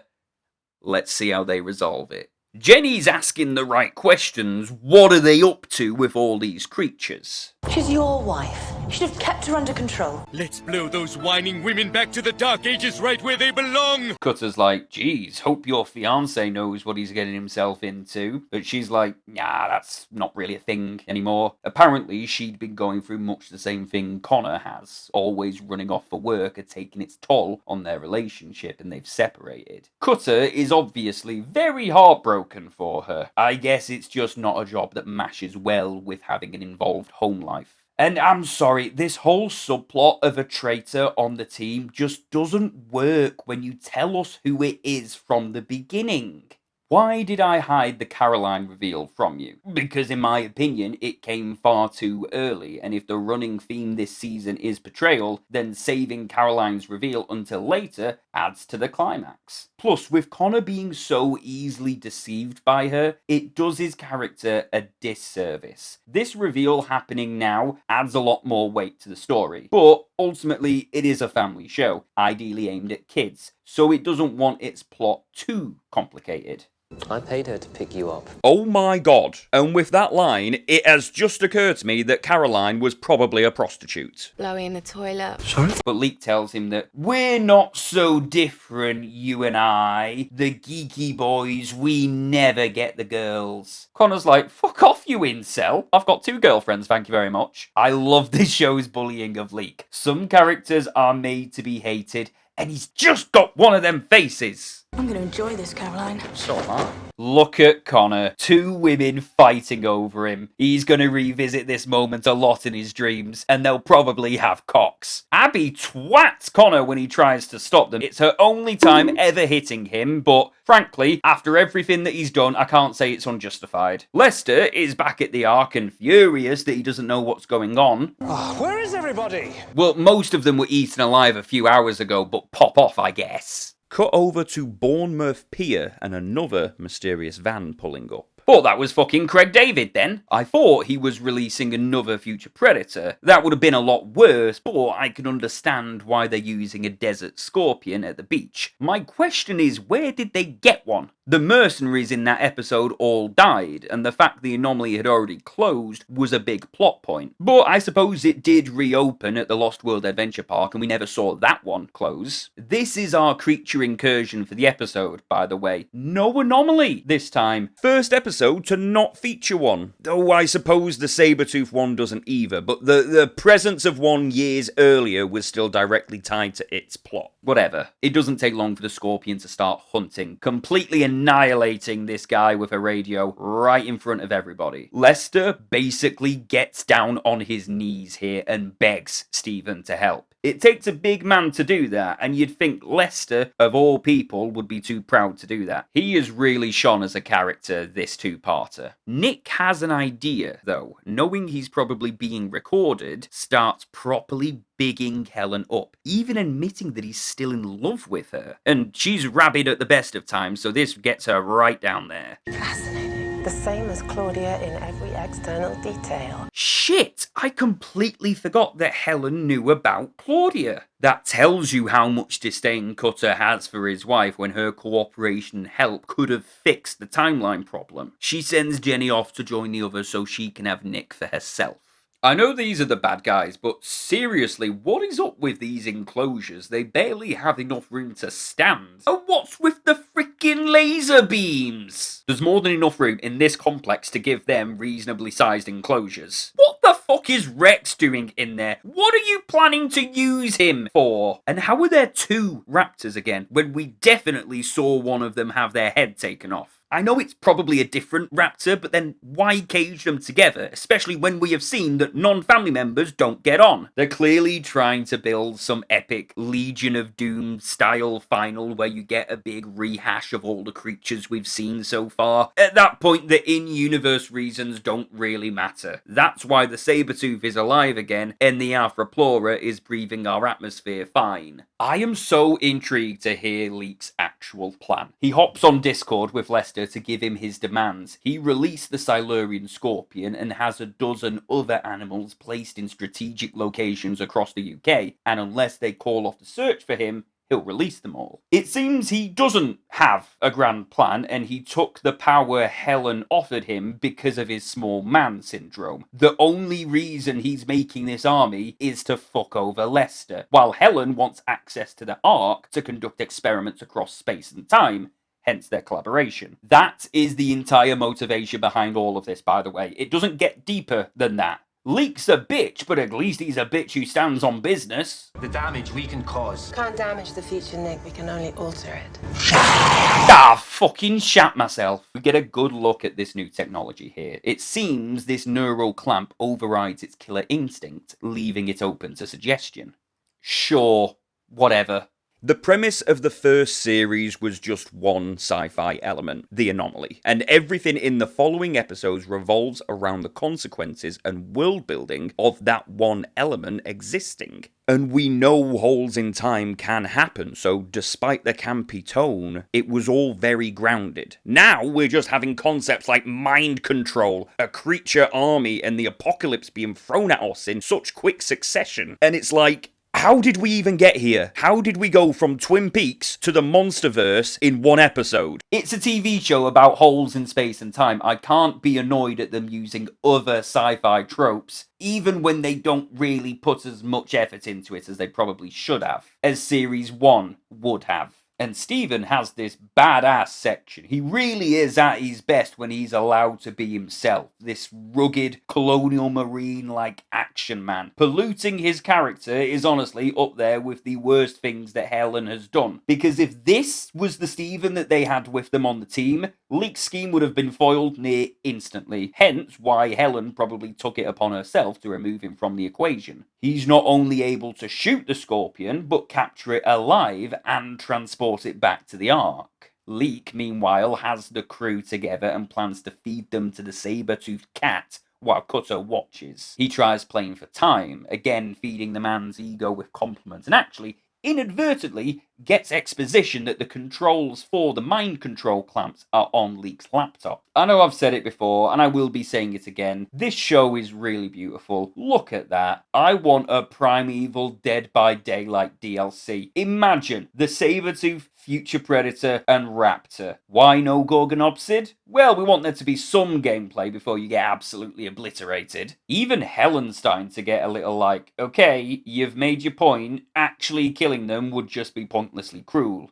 You do not give me orders. Realizing that no help is coming, Abby separates herself from the rest. This isn't as ridiculous as you might think. The rest react like she's sacrificing herself to lure it away, but she's standing her ground against the cat to show it who's boss. She recognizes it as the one from earlier in the season that was raised by humans. Clearly, the excuse of it dying during transportation was exactly that, an excuse to add it to the collection. But this means that it's interacted with humans before. It's not out of the realm of possibility for her to try and establish dominance. People are in danger, everything is going too far, and so at last the Ark decides to play its hand. Cutter had booby-trapped the signal. Granted, it wasn't his plan to end up being captured, but we get a flashback here establishing a second part to Connor and Cutter's plan that we didn't see. Connor lay a virus in the detector that would lay dormant in the clone system and would only activate if it lost signal and tried reconnecting. And it paralyzes the system and causes containment failures all around the complex. They are out. Oh, and all the backup files are now being transferred to the Ark mainframe. Couldn't have really fucked up worse, could you, lad? This is the promotion I'm talking about that they could have done with Fort Park. A Primeval escape room, and if you went into it, you'd get a sneak peek at the season final without even knowing it. Because the concept of a prehistoric army is just so ridiculous, nobody would think they're actually going to do that in the show. It's good to see the Arthroplora again. Not many animals from the first series in this collection. And we never got a follow-up of the Carbonivorous anomaly closing, which means its existence here makes perfect sense. Granted, it's likely going to be suffering from the lack of oxygen in the atmosphere, but it seems more than healthy for the time being. This is up my alley. The complete list of animals in his creature army are the Silurian Scorpion, Scutosaurus, SaberTooth, Mer Creatures, Arthroplora, Raptors, and Rex, I guess, though presuming Leak wasn't lying about having 12 more creatures positioned around the UK, there's potential this number is a lot higher. And I know what you're thinking. I brought it up earlier, I'm thinking it too. Where the hell is the Gorgonopsid? Well, it's not here. Actually, they never use him again in the show. Maybe it was budget. Maybe they didn't see a practical way that they could get a creature that size into those scenes. But we all know the real reason. It'd decimate everyone and everything in there. As soon as it all goes to shit, Helen is like, oh, about time. Let's get out of here together. And he calls her out on it. He knew that she was listening earlier. He tells her that he out-bullshitted the bullshitter. And it's just chaos after that. This is the bit you've been looking forward to. This is our equivalent of the big CGI fight scene from the last season. A lot of creature action as the beasts all interact with one another, with our heroes trying to make it out, avoiding them. Let's run this way! Oh my god, it's your mom!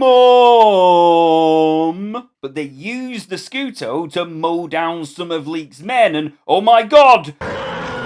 No! Wilhelm's evil twin brother! Cutter escapes Helen and tries going after his mates, but he's being hunted. We get a POV shot from the Predator watching Cutter as his heart is racing and then slowly mellows out. He's at the end of his tether with this bullshit. This sequence is underrated. It uses its darkness very well, and even though it's shorter than Lester's fight, I think it deserves just as much hype. Helen is really grasping for straws now. She calls Stephen in a last effort attempt of making it out. She tells him Lester kidnapped her and everyone else has already been killed, which would mean he was led to the beach as a distraction, and he is devastated. Which direction now? This way then. Except that was obviously the noise of the Scutosaurus, so I don't know why they wouldn't go that way. In fact, why did they leave its side to begin with? An animal like that is going to be a good defense if you run into a predator. We could have had a new friend. They find Rex and he leads them to a hatch in the surface. And then Miss Jennifer Lewis, public relations officer for the Anomaly Research Centre, shoots and kills a man. She is the only member of the team with a direct body count. "Oh, I swear to God, I thought he was dead here, and I was not prepared to live in a world without Rex the Silurian. Caroline, now taking responsibility, is the one to carry him to safety. Nick is still down below, though, and coming out into the hub the team was trapped in earlier. This predator is just sitting there. It's not displaying any signs of aggression, it's not hungry, it's just chilling. Perhaps the mind control overrides its hunting instinct, subduing its natural aggression. This may be our first and only look at the docile behaviour of a future predator in its natural habitat. And it gets right up close to Nick. This is just a curious animal inspecting something it's unfamiliar with. But as it's sniffing the blood on its hands, he rips the mind control straight out of the brain, killing it instantly. Clearly a design fault. I'll have to correct that in the others. What others? I'm sorry, but that is just a ridiculous number of future predators. Remember in the last season where just the existence of one of these things was a groundbreaking revelation? Cutter just killed one of these with his bare hands. Their overuse is risking their threat level dropping down. Helen has barricaded herself in to wait for Stephen's rescue. She's struggling to keep herself together now. Her whole plan has come down around her, and now all she wants is for her and him to escape through an anomaly together. Hence why she told him Cutter was dead, so there'd be nothing keeping him in the 21st century. News gets back to leak that all of his data has been exposed and the Ark security is already working on cleaning up his creatures. And Jenny's been in contact, so they know exactly where he is and will be with him shortly. Back against the wall, he tells Lester either fuck off or watch Cutter be torn apart. And Lester's like, do it then. But at the last second, Cutter shoves the Predator's implant into an exposed wall socket, deactivating all of the neural clamps, but not killing them. I'm glad about this, personally. I hate the trope of, you kill the mothership and all the others are destroyed. It's a lazy deus ex machina to wrap up a story. Cutter legs it, leaving Leek to answer for his crimes in the most biblical of ways. Everyone else finds it difficult to watch, but not Lester. He enjoys every second of it. And just when you think Helen is about to scarp her free again... You said he was dead. Cutter looks traumatized here. That is a man who's been put through the fucking ringer. It's the last standoff. Helen is keeping to her story. Lester brought her here. The Ark has been collecting creatures. Nick is up to fucking something evil. I don't know. He puts his foot down and tells him everything she and Leek have been doing. That there's a whole army of creatures in here she intended to release on an innocent populace. And she's been gaslighting him into betraying the team. She's like, no, he's lying, Dutch. But the time's running out. The creatures are closing in on the exits, and they are fucked if they get out. At minimum, they're able to reach a compromise in everyone's best interest. The creatures are used to an alert sounding when it's feeding time. If they can trigger that alert, it might lure them all back into the center of the complex, where they could then be locked in with the future predators, hoping that they'll destroy one another. They're able to activate the siren, but then have to take cover as they are currently in the room that they're leading over a dozen of the world's most dangerous predators into. Yes! Get her! Please! Oh, god damn, these raptors are like Starfleet red shirts. But in this ensuring struggle, they damage the locking mechanism, meaning it'll only lock from the inside. Hey, one of us has got to go back in. I had a feeling something like this was coming. We haven't had a major character death since Captain Ryan, and admittedly he was a side character at best, so it's been some time coming. Helen. Send Helen in. She is an evil, conniving woman who means you both harm. She's killed countless people and will continue to do so. Send her in. I'll do it. Fuck's sake! After all this, after everything these two specifically have put this man through, they are still his wife and his best mate. Cutter has never valued anyone's life less than his own, something Stephen knows all too well. Nick, please.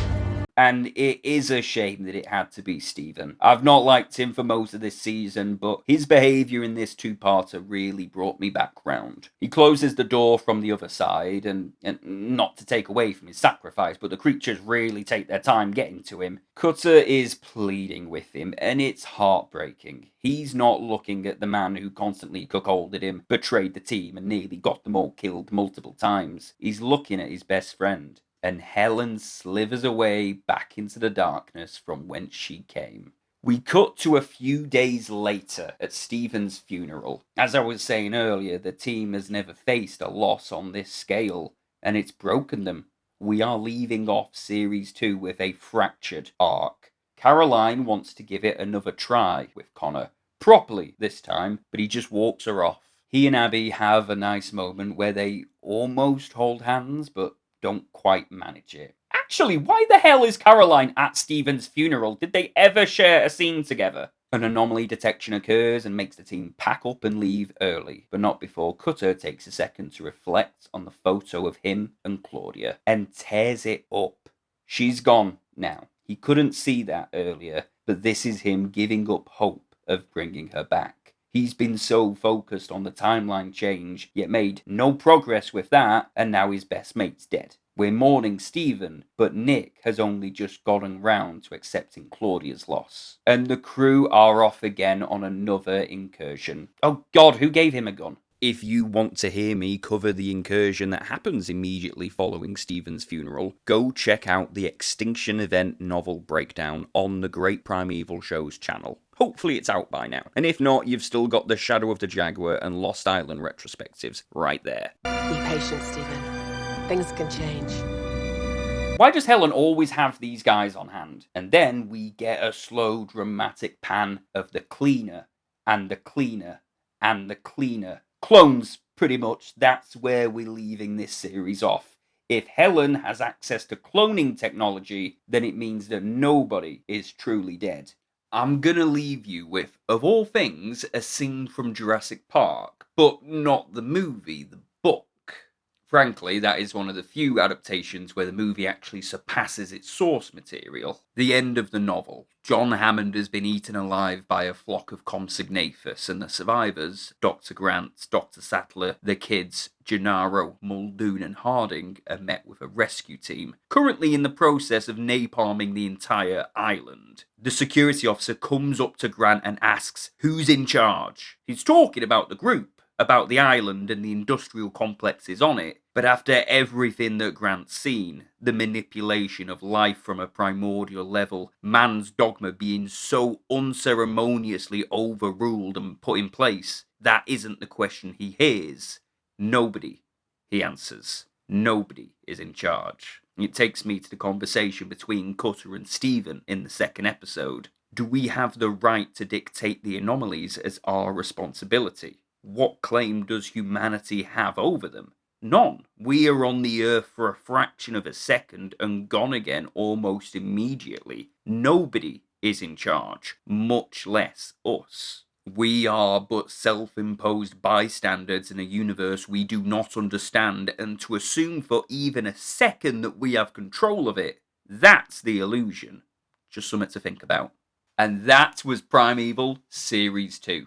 How did it fare? Well, on its own, it's pretty fucking good TV. As a sequel to the first, it's valid. It feels like an organic continuation of the characters and themes, expanding the scope.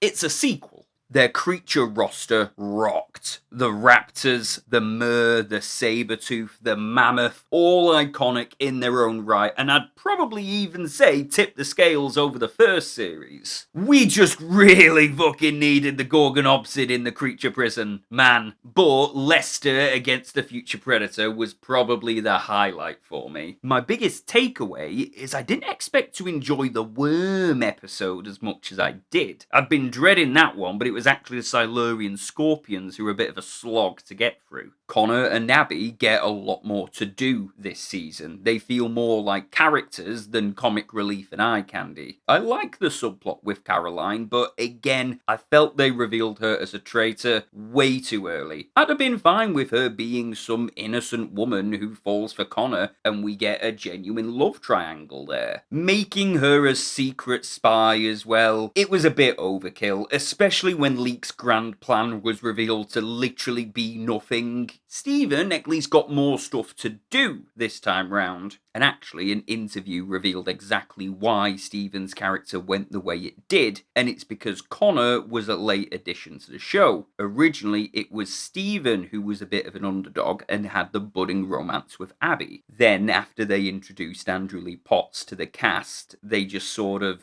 didn't know what to do with him. And it's a shame, there was something there with his character that I felt that they never quite figured out. But being the only one in the main cast without an exact purpose in the overall story, it's not a surprise they killed him off. I got it, and it did make for a good season final. Nick is fantastic, as always. I couldn't imagine anyone but Douglas Henshall in this role, and he acts his heart out, especially during the cold open. He plays the role with integrity, with humour, with madness, with anger. Apparently, Guillermo del Toro is finally getting to make his At the Mountains of Madness movie, and there is no one I'd rather have in the role of Professor Dyer, leader of the doomed Antarctic expedition, than him. This show is made by Douglas Henshall. He is the glue that brings it together, and 100% the show would lose its soul without him. Unfortunately, yes, that is foreshadowing, but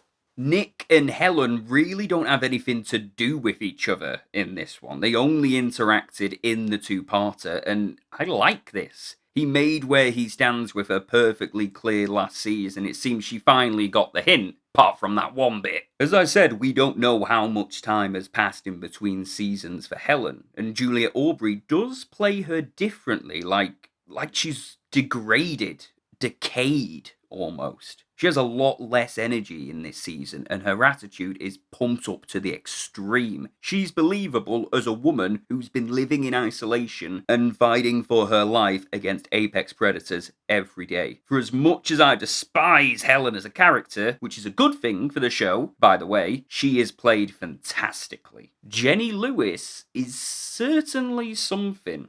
It does hurt to not have Claudia around anymore, but I feel the writers knew this and put as much effort into Jenny's character as possible. And not likeable in a more loving way, but likeable in a cheeky, spiteful way. Claudia had heart, Jenny is very fun to watch. It's that comparison, and I think the season final as a whole that sums up the differences between this season and the previous. With Series 1, it was existential. We had this Lovecraftian abomination that we are not as quick to deal with, and then straight off the back of that, we're then given the amazing revelation about the Permian-era campsite, which ties all the way back to the first episode. With this season final, it's Monster Mash! It's not hugely deeper than that, but Monster Mashes are fucking great! So I'm at a loss to complain, hence why I class them both as 10 out of 10 series,